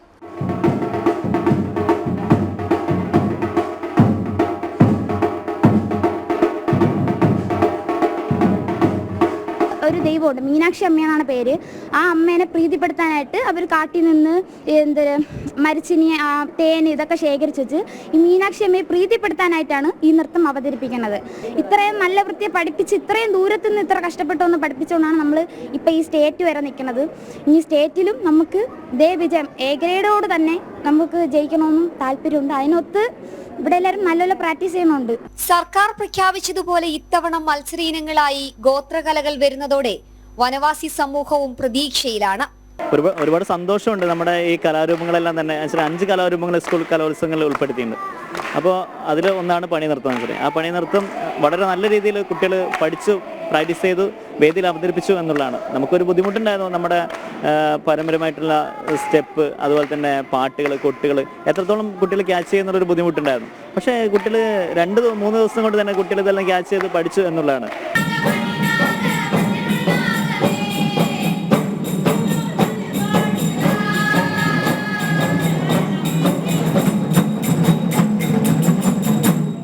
സംസ്ഥാനത്തിന്റെ വിവിധ ഭാഗങ്ങളിൽ നിന്ന് വനവാസി സമൂഹങ്ങളുടെ കലാരൂപങ്ങൾ അങ്ങനെ പൊതുസമൂഹത്തിലേക്ക് എത്തുകയാണ് സംസ്ഥാന സ്കൂൾ കലോത്സവത്തിലൂടെ. അരങ്ങുണരുന്നതോടൊപ്പം തന്നെ ഈ കലകൾക്ക് കിട്ടുന്ന അംഗീകാരം കൂടിയായി മാറുകയാണ് 63ാമത് സംസ്ഥാന കലോത്സവ വേദി. ക്യാമറമാൻ അനുജാനാപുരിനൊപ്പം ശാലിനി, ജനം, തിരുവനന്തപുരം. ഈ അതിൻ്റെ ഒരു പശ്ചാത്തല സംഗീതം, അതിൻ്റെ താളമൊക്കെ കണ്ടപ്പോൾ ശരിക്കും ആ ഈ മത്സരങ്ങൾ പോയി കാണണമെന്ന് തോന്നി. സത്യത്തിൽ നമ്മുടെ സംസ്കാരം വിളിച്ചോതുന്ന സുന്ദരമായ ചുവടുകൾ, സംഗീതം ഒക്കെയാണ് അതിന് പിന്നിലെന്ന് 100% ഉറപ്പാണ്. അത് നമുക്ക് പോയി കാണാൻ കഴിയുമെങ്കിൽ അതൊരു വലിയ ഭാഗ്യമായിരിക്കുമെന്ന് തോന്നുന്നു. ഏതായാലും ഇപ്പോൾ വീണ്ടും ടിൻഡുദാസ് ഊട്ടുപുരയിൽ നിന്ന് ഒപ്പം ചേരുന്നുണ്ട്. ടിൻഡു, ഉപ്പുമാവ് കഴിച്ചോ? എന്താണ് ഊട്ടുപുരയിലെ വിശേഷങ്ങൾ?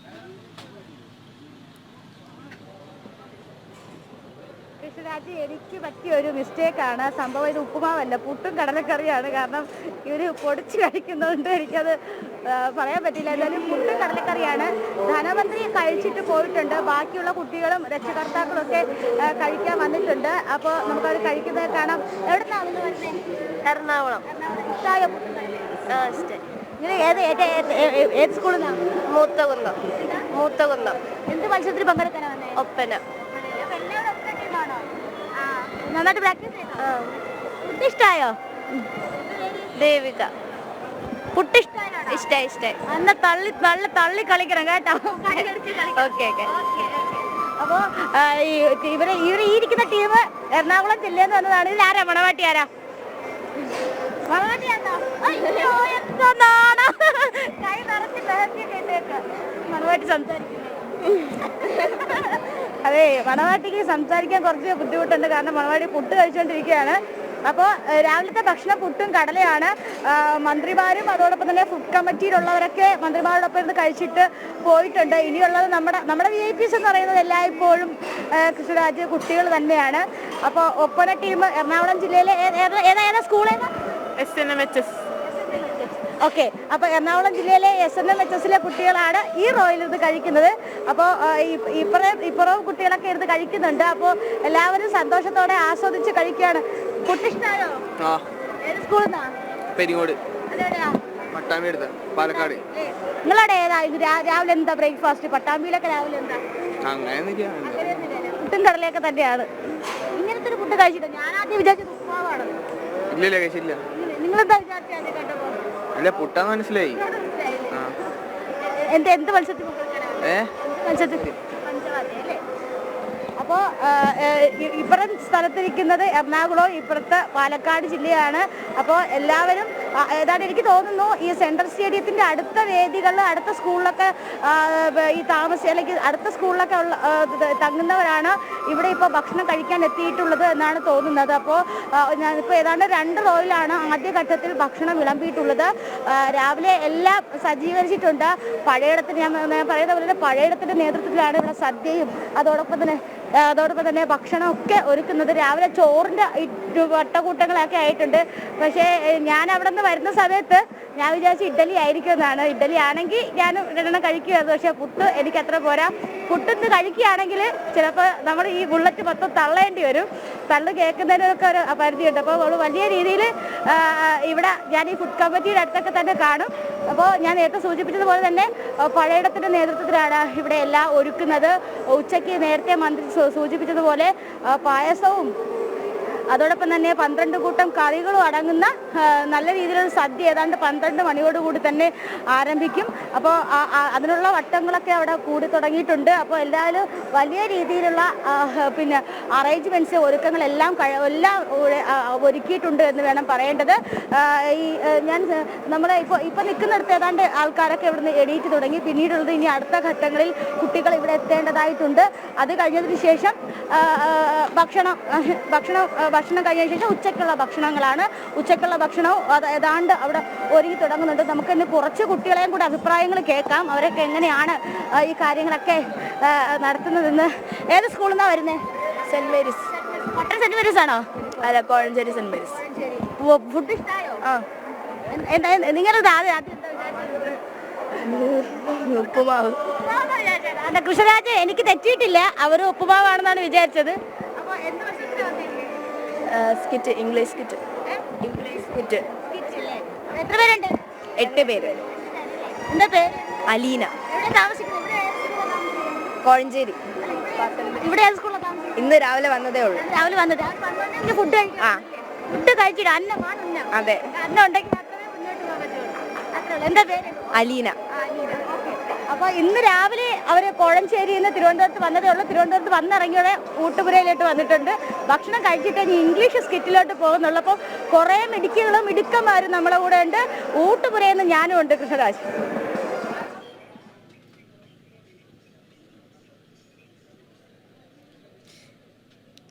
യെസ്, അത് തന്നെയാണ് ടിൻഡുദാസ് പറഞ്ഞിരിക്കുന്നത്. പുട്ട് കഴിച്ചാൽ തള്ളേണ്ടി വരും എന്നാണ്. പുട്ട് കഴിക്കാതെ തന്നെ തള്ളാൻ കഴിയുമെന്ന് ഉറക്കെ പ്രഖ്യാപിച്ചിരിക്കുകയാണ് അഞ്ജലിദാസ് എന്ന ടിൻഡുദാസ് അല്ലേ. അടുത്ത സ്റ്റോറിക്ക് മുമ്പ് ഞാനൊരു 2 വരി പറഞ്ഞോട്ടെ. അതെ, അതായത് പരിശീലനത്തിന്റെ ഒരു സ്റ്റോറിയാണല്ലോ. അതായത് കഴിഞ്ഞ ദിവസം ഇന്ത്യ ഓസ്ട്രേലിയ ടെസ്റ്റ് നടക്കുകയാണ്.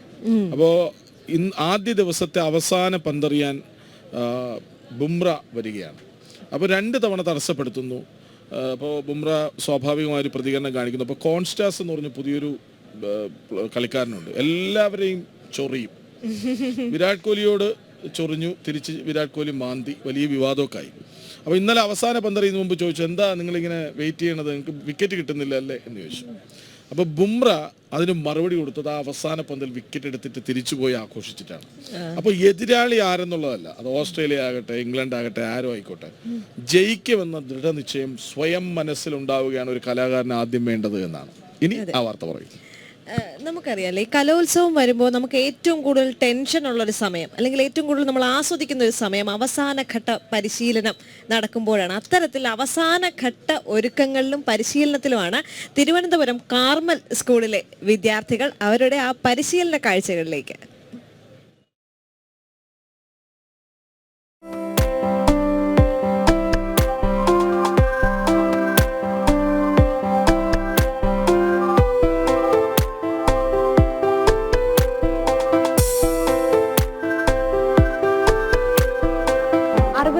കാർമൽ സ്കൂൾ കലോത്സവത്തിന് മണിക്കൂറുകൾ മാത്രം ബാക്കി നിൽക്കെ പരിശീലനത്തിന്റെ കാഠിന്യം ഏറിക്കൊണ്ടിരിക്കുകയാണ്. കാർമൽ സ്കൂളിലെ വിദ്യാർത്ഥികൾ അതികഠിന പരിശീലനത്തിലാണ്. എന്ത് വന്നാലും തങ്ങൾ ഇപ്രാവശ്യം കിരീടം കൊണ്ടേ മടങ്ങൂ എന്നുള്ള വാശിയിലാണ് ഇന്നിവിടുത്തെ വിദ്യാർത്ഥികൾ എല്ലാവരും.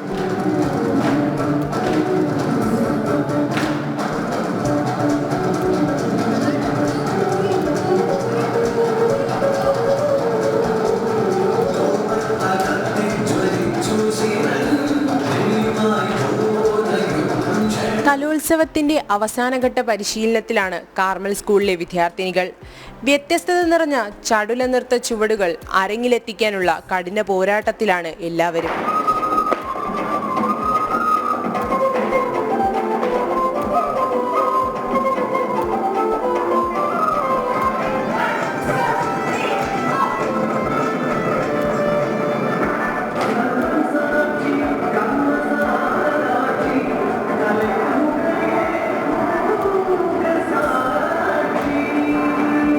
കലോത്സവത്തിന്റെ ആദ്യ താളങ്ങൾ കേൾക്കാൻ ഇനി കാത്തിരിക്കേണ്ടത് വെറും മണിക്കൂറുകൾ മാത്രം.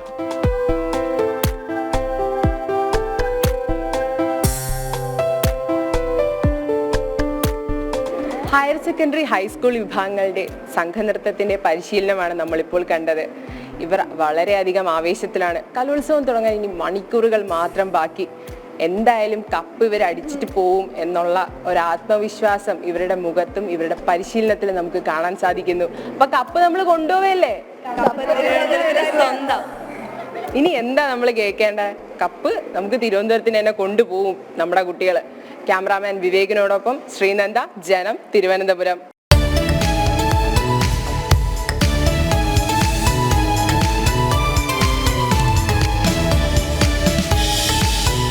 കലോത്സവ വാർത്തകളിലേക്ക് തന്നെ പോകണം. കാരണം കലോത്സവം എന്ന ഒറ്റ വാക്കിൽ ഒതുങ്ങുകയാണ് ഇന്നത്തെ പുത്തൻ പുലരി. പുതുപുത്തൻ പുലരിയാണ്. ശരി, അപ്പൊ നമുക്ക് കലോത്സവത്തിന് പുറത്തൊന്ന് പോയാലോ? അതായത് ഞാൻ ഒരു റിപ്പോർട്ട് വായിച്ചത് 10 കോടിയുടെ കച്ചവടമാണ് ഈ 5 ദിവസം കൊണ്ട് പ്രതീക്ഷിക്കുന്നത് എന്നാണ്. അപ്പോൾ വരാനിരിക്കുന്നത് കച്ചവടത്തിന്റെ ഉത്സവം കൂടിയാണ്. അപ്പോൾ ഈ കലോത്സവത്തിന്റെ ഗ്രൗണ്ടിൽ നിന്ന് വൃത്തത്തിൽ നിന്ന് നമ്മൾ പുറത്തിറങ്ങുന്നു. അവിടെ കച്ചവടക്കാർ വലിയ ആശ്വാസത്തിലാണ്, ആത്മവിശ്വാസത്തിലാണ്. ഒപ്പം ഓട്ടോറിക്ഷക്കാരും, അതായത് അവർക്ക് ഈ തിരക്കിനിടയിലൂടെ ചിലപ്പോൾ മത്സരാർത്ഥികളെ പോലും അവിടെ എത്തിക്കേണ്ടി വരും. അപ്പോൾ ഓട്ടോറിക്ഷ തൊഴിലാളികളെ കുറിച്ച്, കച്ചവടക്കാരെ കുറിച്ച് ആ വാർത്ത കാണാം. കൗമാരകലയുടെ പുത്തനുണർവിലേക്ക് അനന്തപുരി കടക്കുമ്പോൾ നഗരത്തിലെ കച്ചവടക്കാരും ഓട്ടോറിക്ഷ തൊഴിലാളികളുമൊക്കെ വളരെയേറെ പ്രതീക്ഷയിലാണ്. സംസ്ഥാന സ്കൂൾ കലോത്സവത്തിന്റെ ആരവങ്ങൾക്കിടെ നമുക്ക് അവരുടെ വിശേഷങ്ങളിലേക്ക് കൂടെ ഒന്ന് പോയി വരാം.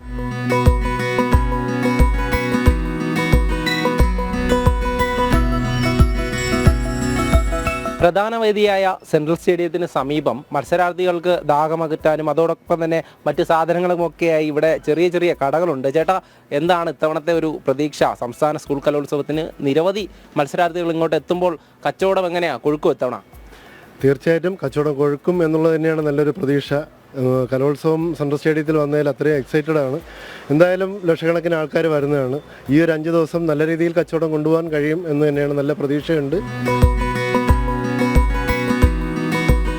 കുട്ടികൾക്കുള്ള ചായയും കടികളും ഒക്കെയായി ചായക്കടകളും സജീവമാണ്. എങ്ങനെയാണ് ഇത്തവണ കൂടുതൽ കടികളും ചായയൊക്കെ ഉണ്ടാക്കേണ്ടി വരൂലേ? തീർച്ചയായിട്ടും ഉണ്ടാക്കേണ്ടി വരും. നല്ല ചായയും കടിയും തന്നെ കുടിക്കുകയും ചെയ്യും. കൂടുതൽ പേര് ഇങ്ങോട്ടേക്ക് എത്തും. നേരത്തെയും ഇതുപോലെ തന്നെയാണ്? കച്ചവടം കുറവായിരുന്നു.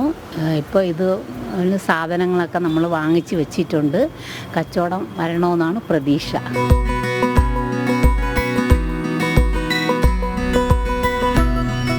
ചേട്ടാ, എങ്ങനെയാ സ്കൂൾ കലോത്സവത്തിന് നമുക്ക് കുറേ പേര് വരുന്നുണ്ട്, ഓട്ടോ ഒക്കെ എങ്ങനെയായിരിക്കും? ഓട്ടം കിട്ടുമെന്നാണ് പ്രതീക്ഷ.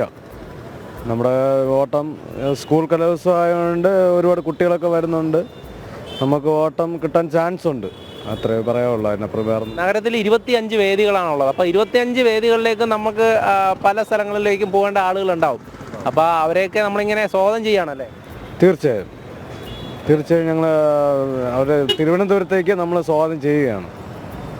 അവരുടെ കൊച്ചു കുട്ടികളല്ലേ, അവർക്ക് ഇവിടെ നിന്ന് എവിടെ വേണമെങ്കിലും കയറി പോകാനുള്ളൊരു അവസരം ഇവിടെ നിന്ന് ഉണ്ടാകട്ടെന്ന് പ്രാർത്ഥിക്കുന്നു. അതോടൊപ്പം തന്നെ നമ്മളും ഇത് ആസ്വദിക്കുകയാണ്. തീർച്ചയായും നമ്മുടെ നാട്ടിലല്ലേ നടക്കുന്നത്, അപ്പം പിന്നെ നമുക്കത് ആസ്വദിച്ചല്ലേ പറ്റുള്ളൂ. അപ്പോൾ തിരുവനന്തപുരത്തിൻ്റെ സ്പെഷ്യൽ ഐറ്റമാണ് ബോളിയും പാൽപ്പായസവും ഒക്കെ. സംസ്ഥാനത്തിൻ്റെ വിവിധ ഇടങ്ങളിൽ നിന്നും വിദ്യാർത്ഥികളൊക്കെ എത്തുമ്പോൾ ഇങ്ങോട്ടേക്കും കൂടെ എത്തുമെന്നുള്ള പ്രതീക്ഷയിലാണ് ഇവരൊക്കെയും. എങ്ങനെയാണ് ഈ സ്കൂൾ കലോത്സവത്തിന് കച്ചവടം കൊഴുകൊഴുക്കും? പിന്നെ തീർച്ചയായിട്ടും. ഇപ്പോൾ കൂടുതൽ ബോളികളൊക്കെ ഉണ്ടാക്കേണ്ടി വരും. എങ്ങനെയാ വരുന്നവർക്ക് നമ്മൾ ഇങ്ങോട്ടേക്ക് സ്വാഗതം ചെയ്യുന്നു അല്ലേ? എല്ലാവരെയും സ്വീകരിക്കുന്നു. ഇവിടെ നിന്ന് നമുക്ക് കഴിക്കാം. എല്ലാവർക്കും അതിനുള്ള പായസവും ബോളിയും എല്ലാം ഇവിടെ ഉണ്ട്. ഈ മറ്റുള്ള ജില്ലകളിലുള്ളവർക്ക് ഈ ബോളി പാൽപ്പായസം അവരൊന്നും കുടിച്ചിട്ടില്ല, അപ്പോൾ അവർക്ക് പുതിയൊരു അനുഭവം കൂടെ ആയിരിക്കും. തീർച്ചയായിട്ടും നല്ലൊരു അനുഭവമായിരിക്കും. നമ്മളെ ട്രിവാൻഡ്രത്ത് സ്പെഷ്യലാണ് ബോളിയും പായസവും. നല്ല ഓട്ടം കിട്ടുമെന്നാണ് പ്രതീക്ഷിച്ചുകൊണ്ടിരിക്കുന്നത്.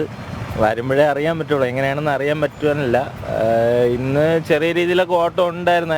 അതിൻ്റെ ഒരു രജിസ്ട്രേഷൻ്റെ ആവശ്യമായിട്ട് ഓരോരുത്തർ പാരൻസായിട്ട് പിള്ളേരെ കൊണ്ടുപോകണം, അങ്ങനെ കുറേ ഓട്ടങ്ങൾ ഉണ്ടായിരുന്നു ഇന്ന്. ഇനിയിപ്പോൾ നാളെ അറിയാം, നാളെയാണ് തുടക്കം. 8-ാം തീയതി ഒരു ഓട്ടം കിട്ടുമെന്ന് പ്രതീക്ഷിക്കുന്നു. എങ്ങനെ ഇതിന്റെ വേദികളൊക്കെ പഠിച്ചു വെച്ചോ? എങ്ങനെ വേദികളൊക്കെ അറിയാം? നമ്മളെ സിറ്റിക്കകത്തുള്ള സ്കൂളുകളൊക്കെ നമുക്ക് അറിയാമല്ലോ. നമുക്ക് വേറെ ഈ ഭാഗത്തുള്ള സ്കൂളുകളൊക്കെ നമുക്കറിയാം. അത് സംബന്ധിച്ചുള്ള ഭാഗത്തല്ലേ വരുള്ളൂ. അതൊക്കെ നമുക്ക് ഏകദേശം അറിയാം. അത് വെച്ച് പോവുമായിരിക്കും. ഓട്ടം കിട്ടിയാൽ അത്രയും നല്ലത്. കുട്ടികളെയൊക്കെ നമ്മൾ സേഫായിട്ട് അവരെ എത്തിക്കാനിടത്ത് എത്തിക്കും. നമ്മളെ പിള്ളേരെ പോലെയല്ലേ ഞങ്ങൾ കൊണ്ടുപോകുള്ളൂ. ഞങ്ങൾ ഓട്ടോക്കാർ ഞങ്ങളെ വീട്ടിലെ പിള്ളേരെ പോലെ തന്നെ എല്ലാ പിള്ളേരെയും നോക്കണത്. അതേപോലെ തന്നെ എല്ലാ പാരൻസിനെയും ആയാലും ശരി തന്നെ, കുട്ടികളായാലും ശരി തന്നെ, ലേഡീസ് ആയാലും ശരി തന്നെ, കൊച്ചു പെൺകുട്ടികളായാലും ശരി തന്നെ, ഞങ്ങളെ വീട്ടിലെ പെൺപിള്ളേരെ പോലെ തന്നെ ഞങ്ങൾ കൊണ്ടു നടക്കും. അതേപോലെ തന്നെ എല്ലാവരും നോക്കും.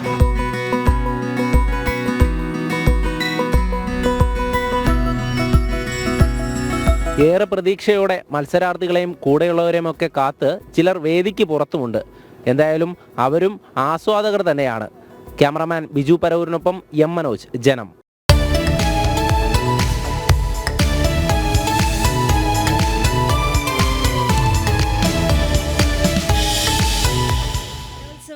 വേദിയിലേക്ക് നമുക്ക് എത്തുമ്പോൾ നമുക്കറിയാം 10 മണിക്കാണ് കലോത്സവത്തിനായുള്ള തിരി തെളിയുന്നത്. പക്ഷെ അതിനു മുൻപേ തന്നെ അവിടെ ഒരുക്കങ്ങൾ വളരെയധികം സജീവമായി നടന്നുകൊണ്ടിരിക്കുകയാണ്. നിളയാണ് പ്രധാന വേദി. നമുക്കറിയാം അവിടെ ആഘോഷങ്ങൾ തുടങ്ങിക്കഴിഞ്ഞു. അവിടെ ശാലിനിയുണ്ട്. ശാലിനി, നമുക്കറിയാം വളരെയധികം ആഘോഷത്തിൽ തന്നെയാണ് നമ്മളെല്ലാവരും. കാരണം തിരുവനന്തപുരത്താണ് 63ാമത് കലോത്സവം നടന്നുകൊണ്ടിരിക്കുന്നത്. പ്രധാന വേദിയിൽ എന്തൊക്കെയാണ് വിശേഷങ്ങൾ?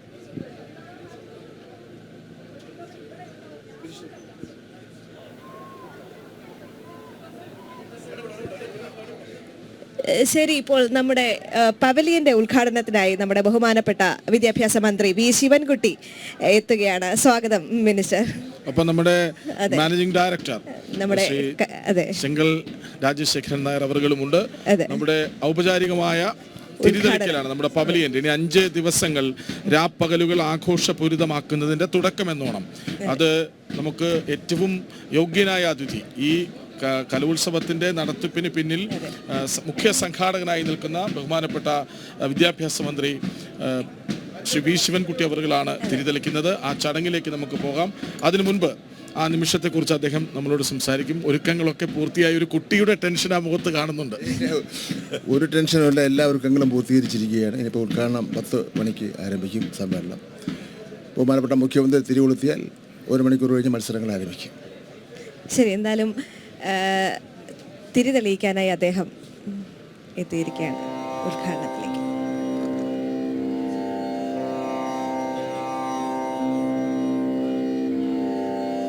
ബഹുമാനപ്പെട്ട വിദ്യാഭ്യാസ മന്ത്രി ശ്രീ വി ശിവൻകുട്ടി അവറുകളാണ് തിരിതെളിച്ച് നമ്മുടെ പവലിയന്റെ ഔദ്യോഗികമായ ഉദ്ഘാടന കർമ്മം നിർവഹിച്ചത്.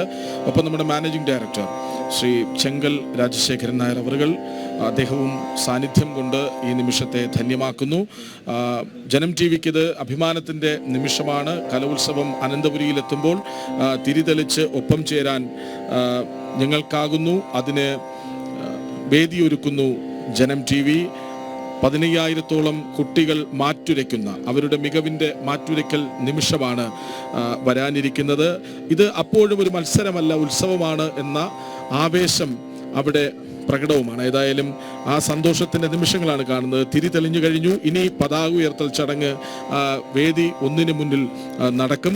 അവിടെ പൊതുവിദ്യാഭ്യാസ ഡയറക്ടറാണ് ആ ചടങ്ങ് നടത്തുക. അതിനുശേഷം 10 മണിക്ക് ബഹുമാനപ്പെട്ട കേരള മുഖ്യമന്ത്രി ശ്രീ പിണറായി വിജയൻ അദ്ദേഹം ഔപചാരികമായി കലോത്സവത്തിന് തുടക്കം കുറിക്കും. മന്ത്രിമാർ, MLA മാർ, മറ്റെല്ലാ ജനപ്രതിനിധികളും അതിൽ ഉദ്ഘാടനം കഴിഞ്ഞതിന് ശേഷം നമുക്ക് നമ്മുടെ MD ഉണ്ട്, നമ്മുടെ മാനേജിംഗ് ഡയറക്ടർ, നമ്മുടെ കരുത്തും നട്ടലുമായ രാജേഷ് സർ. ഈ ഒരു അവസരത്തിൽ എന്താണ് പറയാനുള്ളത്?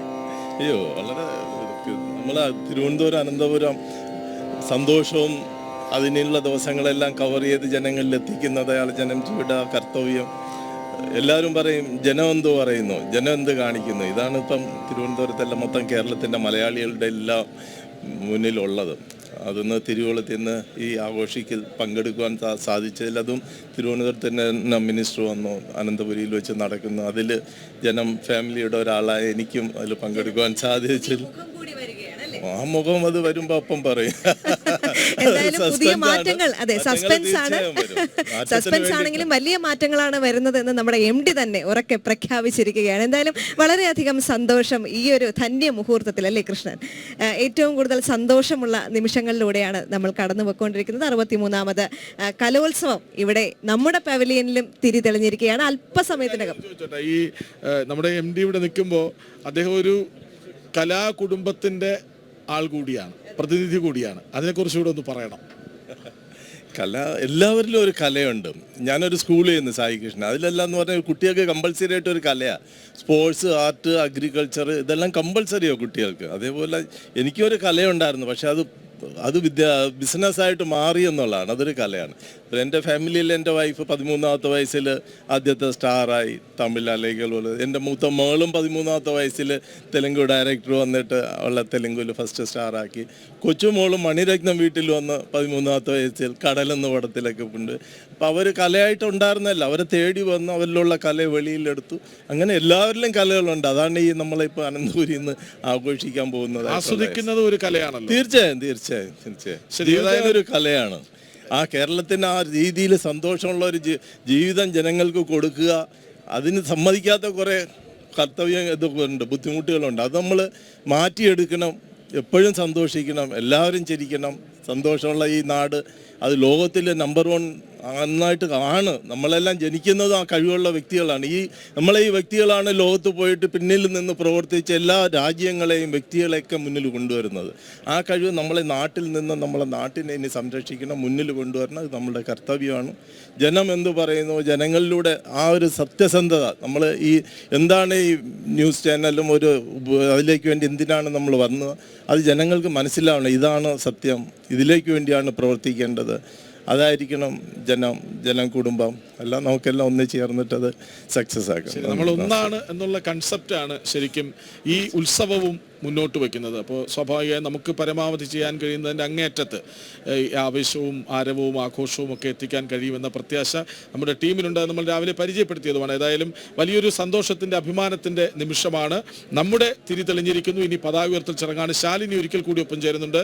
ശാലിനി, ഇന്ന് എന്തൊക്കെയാണ് പ്രധാനപ്പെട്ട ഇനങ്ങൾ?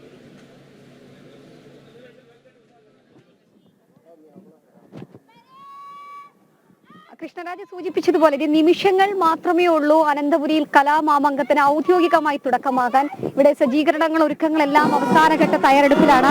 നമ്മളിപ്പോൾ കാണുന്നത് ബാൻഡ് മേളം, ഒപ്പം തന്നെ NCC കേഡറ്റുകളുണ്ട്, SPC പോലീസ് ഉണ്ട്. ഇവരൊക്കെയാണ് അകമ്പടിയായി ഈ ഒരു പരിപാടിക്ക് ഔദ്യോഗികമായി കൊടി അല്ലെങ്കിൽ പതാക ഉയർത്തുമ്പോൾ സാക്ഷ്യം വഹിക്കാൻ പോകുന്നത്. വിദ്യാഭ്യാസ വകുപ്പ് ഡയറക്ടർ അല്പസമയത്തിനകം നമ്മൾ ഈ കാണുന്ന ഈ വിദ്യാദേവതയെ സൂചിപ്പിക്കുന്ന വീണ, ആ വീണയിൽ തയ്യാറാക്കിയിട്ടുള്ള കൊടിമരത്തിൽ ഔദ്യോഗികമായി കലാമാമാങ്കത്തിന്റെ കൊടിയുയർത്തും. അതിനുശേഷം 10 മണിയോടുകൂടിയാണ് തൊട്ട് സമീപത്തായി ഒരുക്കിയിട്ടുള്ള ഈ ഒരു MDയുടെ പേരിൽ, MDയെ അനുസ്മരിപ്പിച്ചുകൊണ്ട് അല്ലെങ്കിൽ MDയുടെ ഓർമ്മകൾ ഉറങ്ങുന്ന ഈ മണ്ണിലേക്ക് MDക്ക് ആദരം നൽകിക്കൊണ്ടുള്ള MD നിളാവേദി എന്നറിയപ്പെടുന്ന 1ാം വേദിയിൽ മുഖ്യമന്ത്രി പിണറായി വിജയൻ ഔദ്യോഗികമായി ഉദ്ഘാടനം നിർവഹിക്കും. ആ ഉദ്ഘാടനത്തിനായി കാത്തിരിക്കുകയാണ് സാംസ്കാരിക കേരളവും ഒപ്പം തന്നെ വിദ്യാഭ്യാസ വകുപ്പും. 15,000-ലധികം വരുന്ന വിദ്യാർത്ഥികൾ. പക്ഷേ ഈ ഒരു ഉദ്ഘാടനം ഔദ്യോഗികമായി കഴിയുന്നതോടുകൂടി വിദ്യാഭ്യാസ മന്ത്രി ഇപ്പോൾ സൂചിപ്പിച്ചതുപോലെ അതിനുശേഷം 1 മണിക്കൂറിന് ശേഷം ഔദ്യോഗികമായി പരിപാടികളൊക്കെ തുടരും. പക്ഷേ എല്ലാ തവണയും നമ്മൾ ഉറ്റുനോക്കുന്നത് വേദി 1ലേക്ക് തന്നെയാണ്. ഇത്തവണയും അതുപോലെ തന്നെയാണ്. കാരണം ഗ്ലാമർ മത്സരങ്ങളെല്ലാം നടക്കുന്നത് വേദി 1ൽ തന്നെയാണ്. മോഹിനിയാട്ടം, ഒപ്പന, തിരുവാതിര, സംഘനൃത്തം ഉൾപ്പെടെ കാണികൾ ഏറ്റവും കൂടുതൽ കാണാൻ ആഗ്രഹിക്കുന്ന, ഏറ്റവും കൂടുതൽ കാണികൾ പങ്കെടുക്കുന്ന വേദിയായി ഒന്നാം വേദി എക്കാലത്തും മാറാറുണ്ട്. ആ ഒരു മാറ്റം ഇക്കുറി ഈ MD നിള എന്നറിയപ്പെടുന്ന വേദി 1 സെൻട്രൽ സ്റ്റേഡിയത്തിലും ഉണ്ടാകുമെന്നുള്ളതിൽ സംശയമില്ല. അത്തരത്തിൽ വലിയൊരു ജനാവലി ഈ ഒരു ചെറിയ സമയത്ത് തന്നെ ഇവിടെയുണ്ട്. പതാക ഉയർത്തുമ്പോൾ തന്നെ ആ ഒരു ആരവം നമുക്ക് കാണാം. ഈ ആദ്യഘട്ട പ്രാക്ടീസുകളും അല്ലെങ്കിൽ അവസാനഘട്ട പ്രാക്ടീസുകളും ഒക്കെ തയ്യാറെടുപ്പുകളും ഒക്കെ പൂർത്തീകരിച്ചുകൊണ്ടിരിക്കുന്ന കാഴ്ചകൾ കൂടിയാണ് നമ്മളിപ്പോൾ കണ്ടുകൊണ്ടിരിക്കുന്നത്. എന്തായാലും ഈ ഒരു ഔദ്യോഗിക ഉദ്ഘാടനത്തിന് കാത്തിരിക്കുകയാണ്. ഒപ്പം തന്നെ സർപ്രൈസ് അതിഥികൾ ഇക്കുറി ഉണ്ടാകും. അത് ആരാണ് എന്നുള്ളതാണ് ഉറ്റുനോക്കുന്നത്. പഴയിടത്തിന്റെ പാചകപ്പൊടിയിൽ കരുതുന്നത് പോലെയുള്ള സർപ്രൈസുകൾ പൊതുവിദ്യാഭ്യാസ വകുപ്പ് ഇക്കുറി ഈ ഒരു മേളയിലും കരുതുന്നുണ്ട് എന്നുള്ളതാണ് നമുക്ക് മനസ്സിലാക്കാൻ സാധിക്കുന്നത്. ആ സർപ്രൈസുകൾ എന്താണ് എന്ന് നമ്മളും കാത്തിരിക്കുകയാണ്. എന്തായാലും വിവാദങ്ങൾ, വിമർശനങ്ങൾ അതെല്ലാം കഴിഞ്ഞ് അവസാനം ഔദ്യോഗികമായി കലാപൂരത്തിന് കൊടിയേറാൻ പോവുകയാണ്. ാനുള്ള തയ്യാറെടുപ്പുകൾ നടന്നുകൊണ്ടിരിക്കുന്നു. ഉന്നത പോലീസ് ഉദ്യോഗസ്ഥരുടെയുണ്ട്, സുരക്ഷ ഒരുക്കുന്നുണ്ട്. കാരണം 15,000-ലധികം വരുന്ന കുട്ടികളാണ് ഇങ്ങോട്ടേക്ക് അവരുടെ കലാവാസനകൾ അവതരിപ്പിക്കാൻ, അവരുടെ മത്സര ഇനങ്ങളിൽ പങ്കെടുക്കാനായി ഇങ്ങോട്ടേക്ക് എത്തുന്നത്. അവരുടെ സുരക്ഷ തീർത്തും പോലീസിന്റെ കൈകളിലാണ്. അത് മുന്നിൽ കണ്ടുകൊണ്ടുള്ള നടപടികളും പ്രവർത്തനങ്ങളും ഒക്കെയാണ് പോലീസിന്റെ ഭാഗത്ത് നടക്കുന്നത്. നമ്മളിപ്പോൾ കാണുന്നത് DG ഈ ഔദ്യോഗികമായി പതാക ഉയർത്താനായി വേദിയിലേക്ക് എത്തുന്ന കാഴ്ചകളാണ്. എന്തായാലും അല്പസമയത്തിനകം ഔദ്യോഗികമായി കലോത്സവത്തിന് കൊടിയുയരും. ആ കൊടി ഉയരുന്നതോടുകൂടി തന്നെ ഈ വേദികളെല്ലാം ഉണർന്നു തുടങ്ങും എന്നുള്ളതിൽ സംശയമില്ല. എന്തായാലും അത്തരത്തിൽ ചടങ്ങുകളെല്ലാം പൂർത്തീകരിക്കുന്നു. ഇനി 10 മണിക്കായുള്ള കാത്തിരിപ്പാണ്. ആ 10 മണിക്ക് മുഖ്യമന്ത്രി പിണറായി വിജയൻ ഇവിടേക്ക് എത്തും. അതിനുശേഷം പ്രധാന വേദിയായ MD നിള വേദിയിൽ ഔദ്യോഗിക ഉദ്ഘാടനം ഉണ്ടാകും. ഔദ്യോഗിക ഉദ്ഘാടനത്തിന് തെളിഞ്ഞാൽ ഉടൻ തന്നെ വേദികളെല്ലാം 25 വേദികളിലും മത്സര ഇനങ്ങൾ ആരംഭിക്കും എന്നുള്ളതാണ് നമ്മൾ മനസ്സിലാക്കുന്നത്. എന്തായാലും കാത്തിരിക്കുകയാണ്. സംസ്ഥാന സ്കൂൾ കലോത്സവത്തിന്റെ വേദികൾ ഉണരാനായി വിവിധ ജില്ലകളിൽ നിന്ന് ഇന്നലെ രാവിലെ മുതൽ തന്നെ വിദ്യാർത്ഥികളും അവരുടെ രക്ഷകർത്താക്കളും അധ്യാപകരും അവരുടെ ട്രെയിനർമാരും ഒക്കെ എത്തിയിട്ടുണ്ട്. അവരൊക്കെ ആവേശത്തിലാണ്, അവരൊക്കെ കാത്തിരിക്കുകയാണ്. ഒരുപക്ഷെ നീണ്ട ഒരു ഇടവേളയ്ക്ക് ശേഷം തിരുവനന്തപുരം വീണ്ടും ഒരു ആതിഥേയത്വം സംസ്ഥാന സ്കൂൾ കലോത്സവത്തിന് നൽകുമ്പോൾ ആ ആതിഥേയത്തിൽ ഒരു രീതിയിലുമുള്ള പരാതികളോ പരിഭവങ്ങളോ ഒന്നും ഉണ്ടാകാതിരിക്കാൻ കുറ്റമറ്റ രീതിയിൽ പ്രവർത്തനങ്ങൾ വിദ്യാഭ്യാസ വകുപ്പും ഏകോപിപ്പിക്കുകയാണ്. കഴിഞ്ഞ ദിവസങ്ങളിലൊക്കെ മന്ത്രിയും ഒക്കെ അറിയിച്ചതുപോലെ ഒരു രീതിയിലും പരാതികൾ ഉയരാതെ ഒരു പരാതികളും ഇല്ലാത്തൊരു കലോത്സവമായി കുറി മാറും എന്നുള്ളതിൽ സംശയമില്ല എന്നുള്ളതാണ് വിദ്യാഭ്യാസ മന്ത്രി സൂചിപ്പിച്ചിരിക്കുന്നത്. എന്തായാലും അത്തരത്തിൽ ചടങ്ങുകൾ ആരംഭിക്കുകയാണ്. എന്തായാലും ഇപ്പോൾ അല്പസമയത്തിനകം DG ഔദ്യോഗികമായി പതാക ഉയർത്തും എന്നുള്ളതാണ് നമ്മൾ മനസ്സിലാക്കുന്നത്. കൃഷ്ണരാജ്.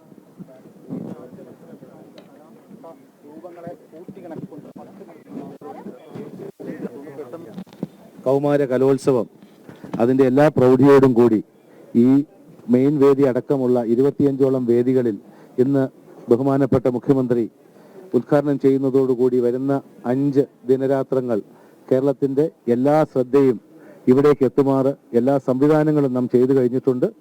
ഇവിടെ ആയിരക്കണക്കിന് കുട്ടികൾ എത്തിച്ചേർന്നുകൊണ്ടിരിക്കുകയാണ്.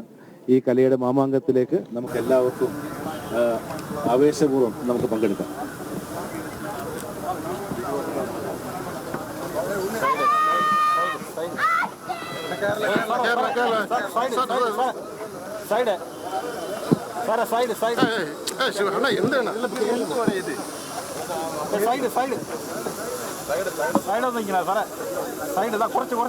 ഇതാരെ ക്യാമറ കൊണ്ട് കേട്ടിന് ക്യാമറ ബാക്ക് ഇതാരെ ക്യാമറ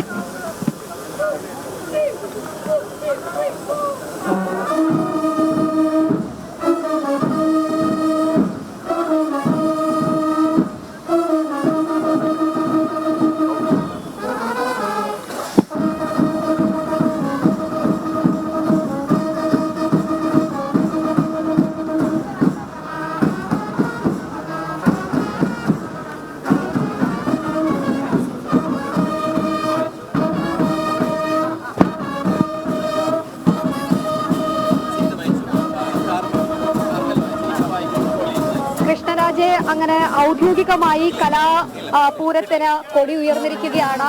സംസ്ഥാന സ്കൂൾ കലോത്സവം 63ാമത് സംസ്ഥാന സ്കൂൾ കലോത്സവത്തിന് അങ്ങനെ തിരുവനന്തപുരം അനന്തപുരിയുടെ മണ്ണിൽ അക്ഷരാർത്ഥത്തിൽ തുടക്കമാകുന്നു. ഇനി അല്പസമയത്തിനകം വിദ്യാഭ്യാസ മന്ത്രിക്കൊപ്പം മുഖ്യമന്ത്രി പിണറായി വിജയൻ അടക്കമുള്ളവർ ഇങ്ങോട്ടേക്ക് എത്തും. മുഖ്യമന്ത്രി പിണറായി വിജയൻ പ്രധാന വേദിയായ നിള എന്ന പേരിൽ അറിയപ്പെടുന്ന എംപിയുടെ ഓർമ്മകൾ ഉറങ്ങുന്ന MP നിള എന്നറിയപ്പെടുന്ന വേദിയിൽ ഔദ്യോഗികമായി ഉദ്ഘാടനം നിർവഹിക്കുന്നതോടുകൂടി ഈ വർഷത്തെ സംസ്ഥാന സ്കൂൾ കലോത്സവത്തിന് കൗമാരക്കലയുടെ പൂരത്തിന് അങ്ങനെ തുടക്കമാവുകയും ചെയ്യും. അതിനുശേഷം 1 മണിക്കൂറിന് പരിപാടികളെല്ലാം ആരംഭിക്കുമെന്നുള്ളതാണ് വിദ്യാഭ്യാസ മന്ത്രി അടക്കമുള്ളവർ വ്യക്തമാക്കിയിട്ടുള്ളത്. എന്തായാലും 26 വേദികൾ ഉണരാൻ പോവുകയാണ്. ഒരുപക്ഷെ കഴിഞ്ഞ 2-3 ദിവസങ്ങൾ തയ്യാറെടുപ്പുകളുടെയും ഒരുക്കങ്ങളുടെയും ഒക്കെ ദിവസമായിരുന്നു സംസ്ഥാന കലോത്സവ വേദിയിലെങ്കിൽ ഇനി കാത്തിരിപ്പിന്റെ ചുരുക്കം സമയം മാത്രമാണ് ഉള്ളത്. സംസ്ഥാന സ്കൂൾ കലോത്സവത്തിന് ഔദ്യോഗികമായി തുടക്കമാകാൻ കാത്തിരിക്കുകയാണ്.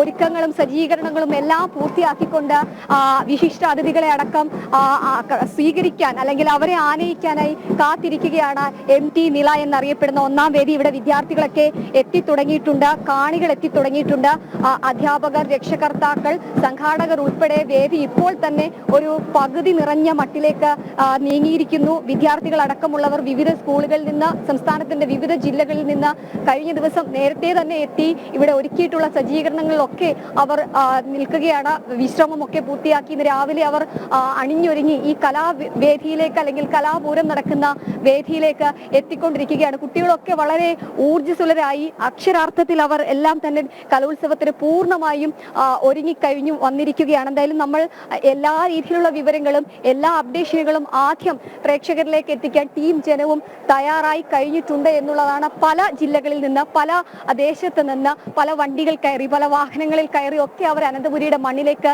എത്തിയിരിക്കുകയാണ്. എന്തായാലും നമുക്ക് വിദ്യാർത്ഥികളോടൊക്കെ ചോദിക്കേണ്ടിയിരിക്കുന്നു, എത്രത്തോളം ഒരുക്കങ്ങൾ, തയ്യാറെടുപ്പുകളൊക്കെ അവർ പൂർത്തിയാക്കിയിട്ടുണ്ട്, എവിടെ നിന്നൊക്കെയാണ് വിദ്യാർത്ഥികളൊക്കെ വരുന്നത്, ഏതൊക്കെ വിഭാഗങ്ങളിലാണ് അവരൊക്കെ പങ്കെടുക്കുന്നത് എന്നൊക്കെ അവർ തന്നെയാണ് പറയേണ്ടത്. അവരാണ് നമ്മുടെ ശരിക്കുള്ള അതിഥികൾ, VIP-കൾ എന്നുള്ളത്. എന്തായാലും അവരൊക്കെ നമ്മൾ കാത്തിരിക്കുകയാണ്. സംസ്ഥാന സ്കൂൾ കലോത്സവത്തിന്റെ വേദിയിലേക്ക് ആനയിച്ചുകൊണ്ടിരിക്കുകയാണ്. ഇപ്പോൾ വിവിധ സ്കൂളുകളിൽ നിന്ന് എത്തിയ അധ്യാപകരും വിദ്യാർത്ഥികളും ഒക്കെയാണ് നമുക്കൊപ്പം ചേരുന്നത്. അവരോട് തന്നെ ചോദിക്കാം, സാർ എവിടുന്നാണ് വിദുര പനക്കോട് സ്കൂളിൽ നിന്നാണ് വരുന്നത്. ഏതൊക്കെ ഐറ്റംസിനാണ് കുട്ടികളുള്ളത്? ഞങ്ങള് ഭരതനാട്യത്തിലുണ്ട്.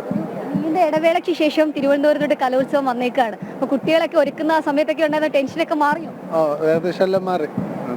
ടീച്ചർ എന്ത് പറയുന്നു, പിള്ളേരെല്ലാം ഉഷാറായോ? ഉഷാറാണ്. ഏതൊക്കെ ഐറ്റംസിന് അവിടെ നിന്ന് വിദ്യാർത്ഥികളല്ലേ? അവിടെ നിന്ന് മോഹിനിയാട്ടത്തിന് ഒരു കുട്ടിയുണ്ട്, ഹൈസ്കൂളിൽ നിന്ന്.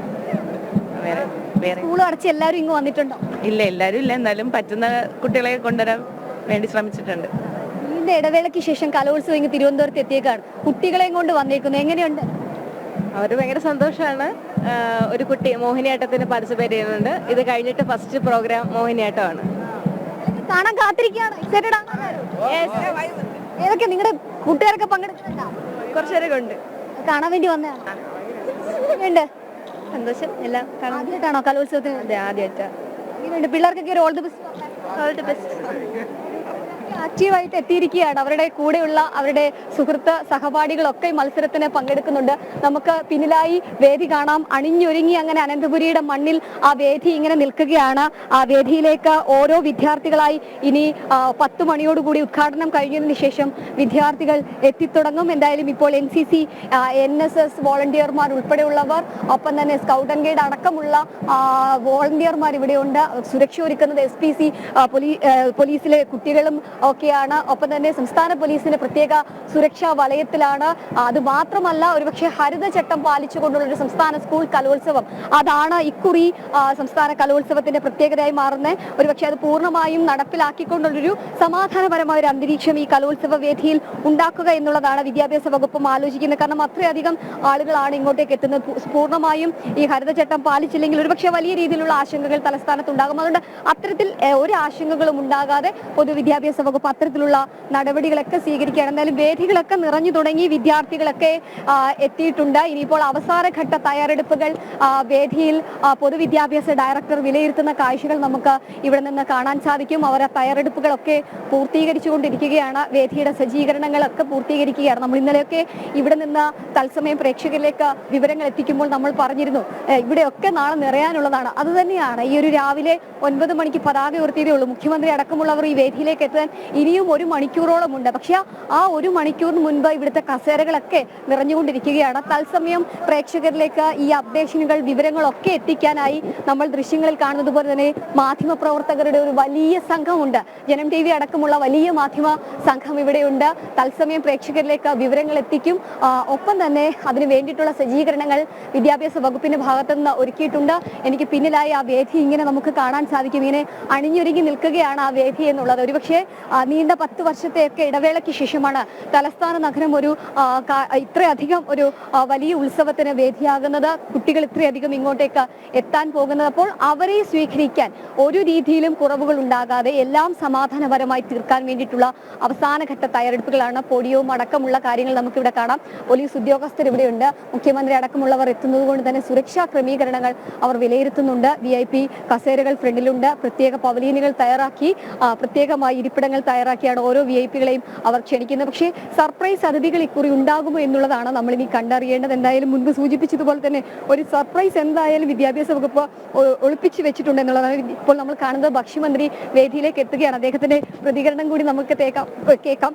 സാറേ, കലോത്സവം തുടങ്ങാൻ ഇനി മണിക്കൂറുകളൊന്നും ഇല്ല, മിനിറ്റുകളേ ഉള്ളൂ. എങ്ങനെയുണ്ട് കലോത്സവത്തിൽ? എല്ലാ വേദികളിലും കുട്ടികളെ വരവേൽക്കാൻ വേണ്ടി സംഘാടകരെല്ലാം കാത്തു നിൽക്കുകയാണ്, മാധ്യമങ്ങൾ കാത്തു നിൽക്കുകയാണ്. അതിഗംഭീരമായ കലോത്സവമായി മാറാനാണ് നഗരം ആഗ്രഹിക്കുന്നത്. ആ നിലയിലുള്ള എല്ലാ പ്രവർത്തനങ്ങളും വിവിധ കമ്മിറ്റികൾ നടത്തിയിട്ടുണ്ട്. ശേഷം തലസ്ഥാനത്തേക്ക് കലോത്സവം. അതെ, 10 വർഷത്തിന് മുമ്പ് അതിന്റെ സംഘാടനത്തിൽ ഉണ്ടായിരുന്ന ഒരാളാണ് ഞാൻ. കാലം 10 വർഷം കഴിയുമ്പോൾ അതിഗംഭീരമാകാനുള്ള തയ്യാറെടുപ്പിലാണ് നടക്കുന്നത്. അവരൊക്കെ തിരക്കിലാണ്. അതിന്റെ മുഖ്യമന്ത്രി അടക്കമുള്ളവർ അതിന്റെ തിരക്കിലൊക്കെയാണ്. അദ്ദേഹം സൂചിപ്പിച്ചതുപോലെ തന്നെ 10 വർഷത്തിന്റെ ഇടവേളയ്ക്ക് ശേഷം കലോത്സവം അനന്തപുരിയിലേക്ക് എത്തുമ്പോൾ കുറ്റമറ്റ രീതിയിൽ അത് നടപ്പിലാക്കുക, വിദ്യാർത്ഥികളെ സമാധാനപരമായി സുരക്ഷിതമായി മടക്കി അവരുടെ വീടുകളിലേക്ക് അയക്കുക, ഒപ്പം തന്നെ സ്വർണ്ണക്കപ്പ് അടക്കമുള്ളവ സുരക്ഷിതമായി വിജയയുടെ കൈകളിലേക്ക് എത്തിക്കുക. ആ ഒരു വലിയ ഉത്തരവാദിത്തമാണ് അനന്തപുരി എന്ന് പറയുന്ന ഈ നഗരം ഏറ്റെടുത്തിട്ടുള്ളത്. പക്ഷേ ഔദ്യോഗിക പ്രഖ്യാപനം വന്ന അന്നു മുതൽ തന്നെ അനന്തപുരി ഉറങ്ങാതെ കാത്തിരിക്കുകയാണ് ഇത്രയധികം കുട്ടികളെ കാണാൻ, അവരുടെ കലാ വാസനകൾ അവതരിപ്പിക്കാനുള്ള വേദികൾ തയ്യാറാക്കാൻ. ഇന്നലെയൊക്കെ നമ്മൾ രാത്രി ഇവിടെ എത്തുമ്പോൾ ഉറങ്ങാതെ ആളുകൾ, ഒരുപക്ഷെ 5 രാപ്പകലുകളാണ് നമ്മൾ ഉറങ്ങാതെ ഇരിക്കുന്നെങ്കിൽ അതിനും ദിവസങ്ങൾക്ക് മുൻപേ ഉറങ്ങാതെ ഇരുന്ന ഒരുപാട് പേരുണ്ട്. അവരുടെയൊക്കെ കഷ്ടപ്പാടാണ് ഈ ജർമ്മൻ ടെക്നോളജിയിലുള്ള ഈ അത്യാധുനിക സംവിധാനത്തോടു കൂടിയുള്ള വേദി, അവരുടെ തയ്യാറെടുപ്പുകൾ, ഒപ്പം തന്നെ സൗണ്ട് സിസ്റ്റം, അവർക്ക് ചൂടടിക്കാതിരിക്കാനുള്ള സംവിധാനങ്ങൾ ഒരുക്കുക, വെള്ളം ഒരുക്കുക, കുടിവെള്ളം ഓരോ മേഖലകളിലും എത്തിക്കുക, ഒപ്പം തന്നെ അവർക്ക് ഗ്രീൻ റൂം സജ്ജീകരിക്കുക, ബാത്റൂമുകൾ സജ്ജീകരിക്കുക, ഇതിനൊക്കെയുള്ള സൗകര്യങ്ങൾ ഒരുക്കി. ഒരുപാട് പേരുടെ കഠിന പ്രയത്നം ഈ ഒരു മേളയ്ക്ക് പിന്നിലുണ്ട്. അതുകൂടി നമ്മൾ കാണേണ്ടിയിരിക്കുന്നു. എന്തായാലും വിദ്യാർത്ഥികളൊക്കെ ഇപ്പോൾ ഇവിടെ എത്തിയിട്ടുണ്ട്. അവരൊക്കെ അവരുടെ വിദ്യാർത്ഥികളുമായി അല്ലെങ്കിൽ സുഹൃത്തുക്കളുമായിട്ടൊക്കെ കാഴ്ചകൾ പങ്കുവെക്കുന്ന, അവരുടെ ആശയങ്ങളൊക്കെ പങ്കുവെക്കുന്ന കാഴ്ചകൾ കൂടി നമുക്ക് കാണാൻ സാധിക്കുന്നത്. മത്സരത്തിനൊക്കെ ഇല്ല. എങ്ങനെയാ കൂട്ടുകാരെ അഭിനന്ദിപ്പിക്കാൻ വന്നതാണോ? എങ്ങനെയുണ്ട് സംസ്ഥാന സ്കൂൾ കലോത്സവത്തിൽ പങ്കെടുക്കാൻ? ഏത് സ്കൂളിൽ നിന്നാണ്? Fort girls high school. ആരൊക്കെ പങ്കെടുക്കുന്നുണ്ട്? നമ്മുടെ സീനിയേഴ്സ് പങ്കെടുക്കുന്നുണ്ട്. എന്താ പങ്കെടുക്കാത്തത്? നമ്മളുണ്ട്, ജില്ല വരെ പോയി. സങ്കടം ഉണ്ടോ ഇത്രയൊരു വലിയ വേദിയിൽ പങ്കെടുക്കാൻ പറ്റാത്തത്? കുഴപ്പമില്ല, നെക്സ്റ്റ് ഇയർ പിടിക്കും. റവന്യൂ ജില്ലാ കലോത്സവങ്ങളിൽ പങ്കെടുത്ത വിദ്യാർത്ഥികളാണ്. അപ്പോൾ ഇനി ഇതിൽ പങ്കെടുക്കാത്ത വിഷമമൊക്കെ ഉണ്ടെന്ന് ചോദിച്ചാൽ വിഷമമൊന്നുമില്ല, പക്ഷെ അവർ പങ്കെടുക്കും എന്നുള്ളതാണ്. എന്തായാലും നിങ്ങളൊക്കെ ആദ്യമായിട്ടാണോ കലോത്സവ വേദിയിൽ? എങ്ങനെയാ മത്സരത്തിലൊക്കെ പങ്കെടുക്കുന്ന കൂട്ടത്തിലാണോ? കാത്തിരിക്കുകയാണോ? തിരുവനന്തപുരത്ത് ഒരു ഇടവേളയ്ക്ക് ശേഷം കലോത്സവം വന്നേക്കാണ്. അപ്പൊ സന്തോഷമാണോ? സന്തോഷം. ഇവരൊക്കെ അവരുടെ വിദ്യാർത്ഥികളെ, അവരുടെ കൂടെ പഠിച്ചവരെ, പഠിക്കുന്നവരെയൊക്കെ ആശംസകൾ അറിയിക്കാൻ, അവരുടെ കലാപൂരങ്ങൾ കാണാനൊക്കെ ആയി എത്തിയിട്ടുള്ള വിദ്യാർത്ഥികളാണ്. അധ്യാപകരൊക്കെ ഇവിടെ നമുക്ക് കാണാൻ സാധിക്കും. അവരൊക്കെ വിവിധ ജില്ലകളിൽ നിന്ന് ദിവസങ്ങൾക്ക് മുൻപേ ഇവിടെ എത്തിയ അധ്യാപകരുണ്ട്, വിദ്യാർത്ഥികളുണ്ട്, അതിന് വേണ്ടിയിട്ടുള്ള തയ്യാറെടുപ്പുകൾ നടത്തിയ ട്രെയിനർമാരുണ്ട്. അങ്ങനെ വിവിധ മേഖലകളിൽ പ്രവർത്തിക്കുന്നവരൊക്കെ ഉണ്ട്. അധ്യാപകരോടൊക്കെ നമുക്ക് ചോദിക്കേണ്ടിയിരിക്കുന്നു, ടീച്ചറാണോ അതോ? ടീച്ചറാണ്. ഏത് സ്കൂളിൽ നിന്നാണ്? GVHS പകൽക്കുറി. എങ്ങനെയുണ്ട്? ഇന്നലെ എത്തിയോ അതോ രാവിലെയാണോ? രാവിലെ എത്തിയത്. എത്ര കുട്ടികളുണ്ട് അവിടുന്ന് പങ്കെടുക്കാൻ, അവരുടെ മത്സരങ്ങളൊക്കെ കാണാൻ എത്തിയതാണോ? അവിടെ നിന്ന് 7 കുട്ടികളാണുള്ളത്. മത്സരങ്ങൾ കാണാനും ഉദ്ഘാടന ചടങ്ങ് കാണാനുമാണ് എത്തിച്ചേർന്നത്. മഴയ്ക്ക് ശേഷം തിരുവനന്തപുരത്ത് ഒരു മത്സരം നടക്കുകയാണ്. അപ്പം ബുദ്ധിമുട്ടൊക്കെ ഉണ്ടായിരുന്നു, യാത്രാ ബുദ്ധിമുട്ട് എന്തെങ്കിലും ഉണ്ടായിരുന്നു ഇങ്ങോട്ടേക്ക് വരാൻ? ഇല്ല, നമുക്ക് യാത്രാ ബുദ്ധിമുട്ടില്ലായിരുന്നു, സുഖമായിട്ടെത്തി. കപ്പ് മേടിച്ചുകൊണ്ടേ പോകത്തുള്ളൂ? ആ കപ്പിന് വേണ്ടി പ്രതീക്ഷിച്ചിരിക്കുക ഞങ്ങള്. ഒരേ സ്കൂളിൽ തന്നെ? ഒരേ സ്കൂളിൽ തന്നെയാണ്, പകൽക്കുറി. വിദ്യാർത്ഥികളൊക്കെ എങ്ങനെയുണ്ട്? സൂപ്പറാണ്. സൂപ്പറാണ്. മത്സരം അവതരിപ്പിക്കുന്ന ആള് ഏതാണ് ഇനം? ഏത് ഇനമാണ്? എന്താ അവതരിപ്പിക്കുന്നത്? ജില്ലയിൽ ഏത് ഐറ്റംസിനാണ്? അറബിക് പദ്യവും അറബിക് കഥയും. അറബി പദ്യം ഞങ്ങൾക്ക് വേണ്ടി പാടും, ഒരു 2 വരി അറബി ഗാനം പോരെ?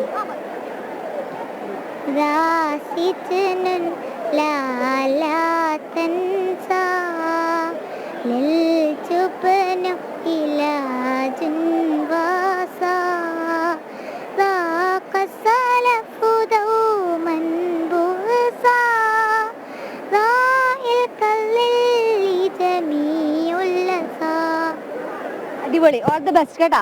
അടുത്ത പ്രാവശ്യം നമ്മൾ സംസ്ഥാന കലോത്സവത്തിൽ പൊളിക്കും. എന്താ പേര്? അസ്രാ മറിയം. അടിപൊളിയായിട്ട് പാടിയിട്ടുണ്ട്. ഇനി ഇതേപോലുള്ള ഐറ്റംസുമായിട്ട് നമ്മൾ വരും. വളരെ ചെറിയ കുട്ടിയാണ്, പറഞ്ഞപ്പോൾ തന്നെ പാട്ട് പാടി എന്നുള്ളതാണ് ഏറ്റവും പ്രത്യേകത. ഇവിടെ വേറെ ടീച്ചർമാരൊക്കെ ഉണ്ട്. ടീച്ചർ എങ്ങനെയാണ്, പൊളിക്കാൻ തന്നെ വന്നതാണോ? അടിച്ചു പൊളിക്കാനായിട്ട് വന്നേക്കാണ്. കുട്ടികളൊക്കെ ഓക്കെയാണ്? എല്ലാവരും സെറ്റാണ്. ഏതൊക്കെ ഐറ്റംസ്? അല്ല, ഇവര് അക്ഷര ശ്ലോകവും ഒക്കെയാണ് അടുത്ത ദിവസം പരിപാടിയായിട്ടുള്ളത്. ഇന്നിപ്പോ ഉദ്ഘാടനത്തിനായിട്ട് വന്നതാണ്. ഞങ്ങളുടെ തലസ്ഥാനത്തേക്ക് വന്നിട്ട് എങ്ങനെയുണ്ട്?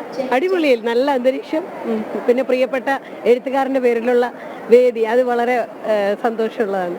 ടീച്ചർ എന്ത് പറയുന്നു? സന്തോഷം, കുട്ടികളും എല്ലാവരും ഹാപ്പിയാണ്. നല്ല രീതിയിൽ കലോത്സവം നടക്കട്ടെ എന്ന് ആശംസിക്കുന്നു.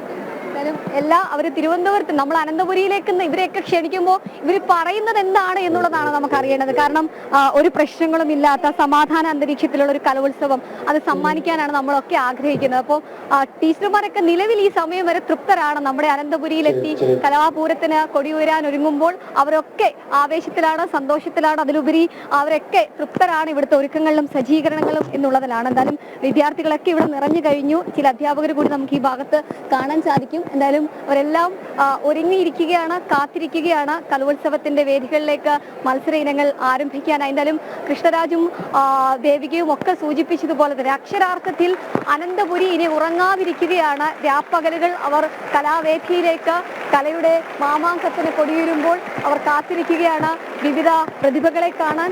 ഈ ഇരിക്കുന്നവർ ആരെങ്കിലും ഒക്കെ നാളത്തെ കലാപ്രതിഭയായിരിക്കാം, കലാതിലകമായിരിക്കാം. അതിനൊക്കെയുള്ള ഒരു കാത്തിരിപ്പ്, മത്സരങ്ങൾ തുടങ്ങാനുള്ള ഒരു സമയം, അതൊക്കെയായി നമ്മൾ അടക്കമുള്ള മാധ്യമങ്ങളും കാത്തിരിക്കുകയാണ് ഈ ഉദ്ഘാടന വേദിയിൽ.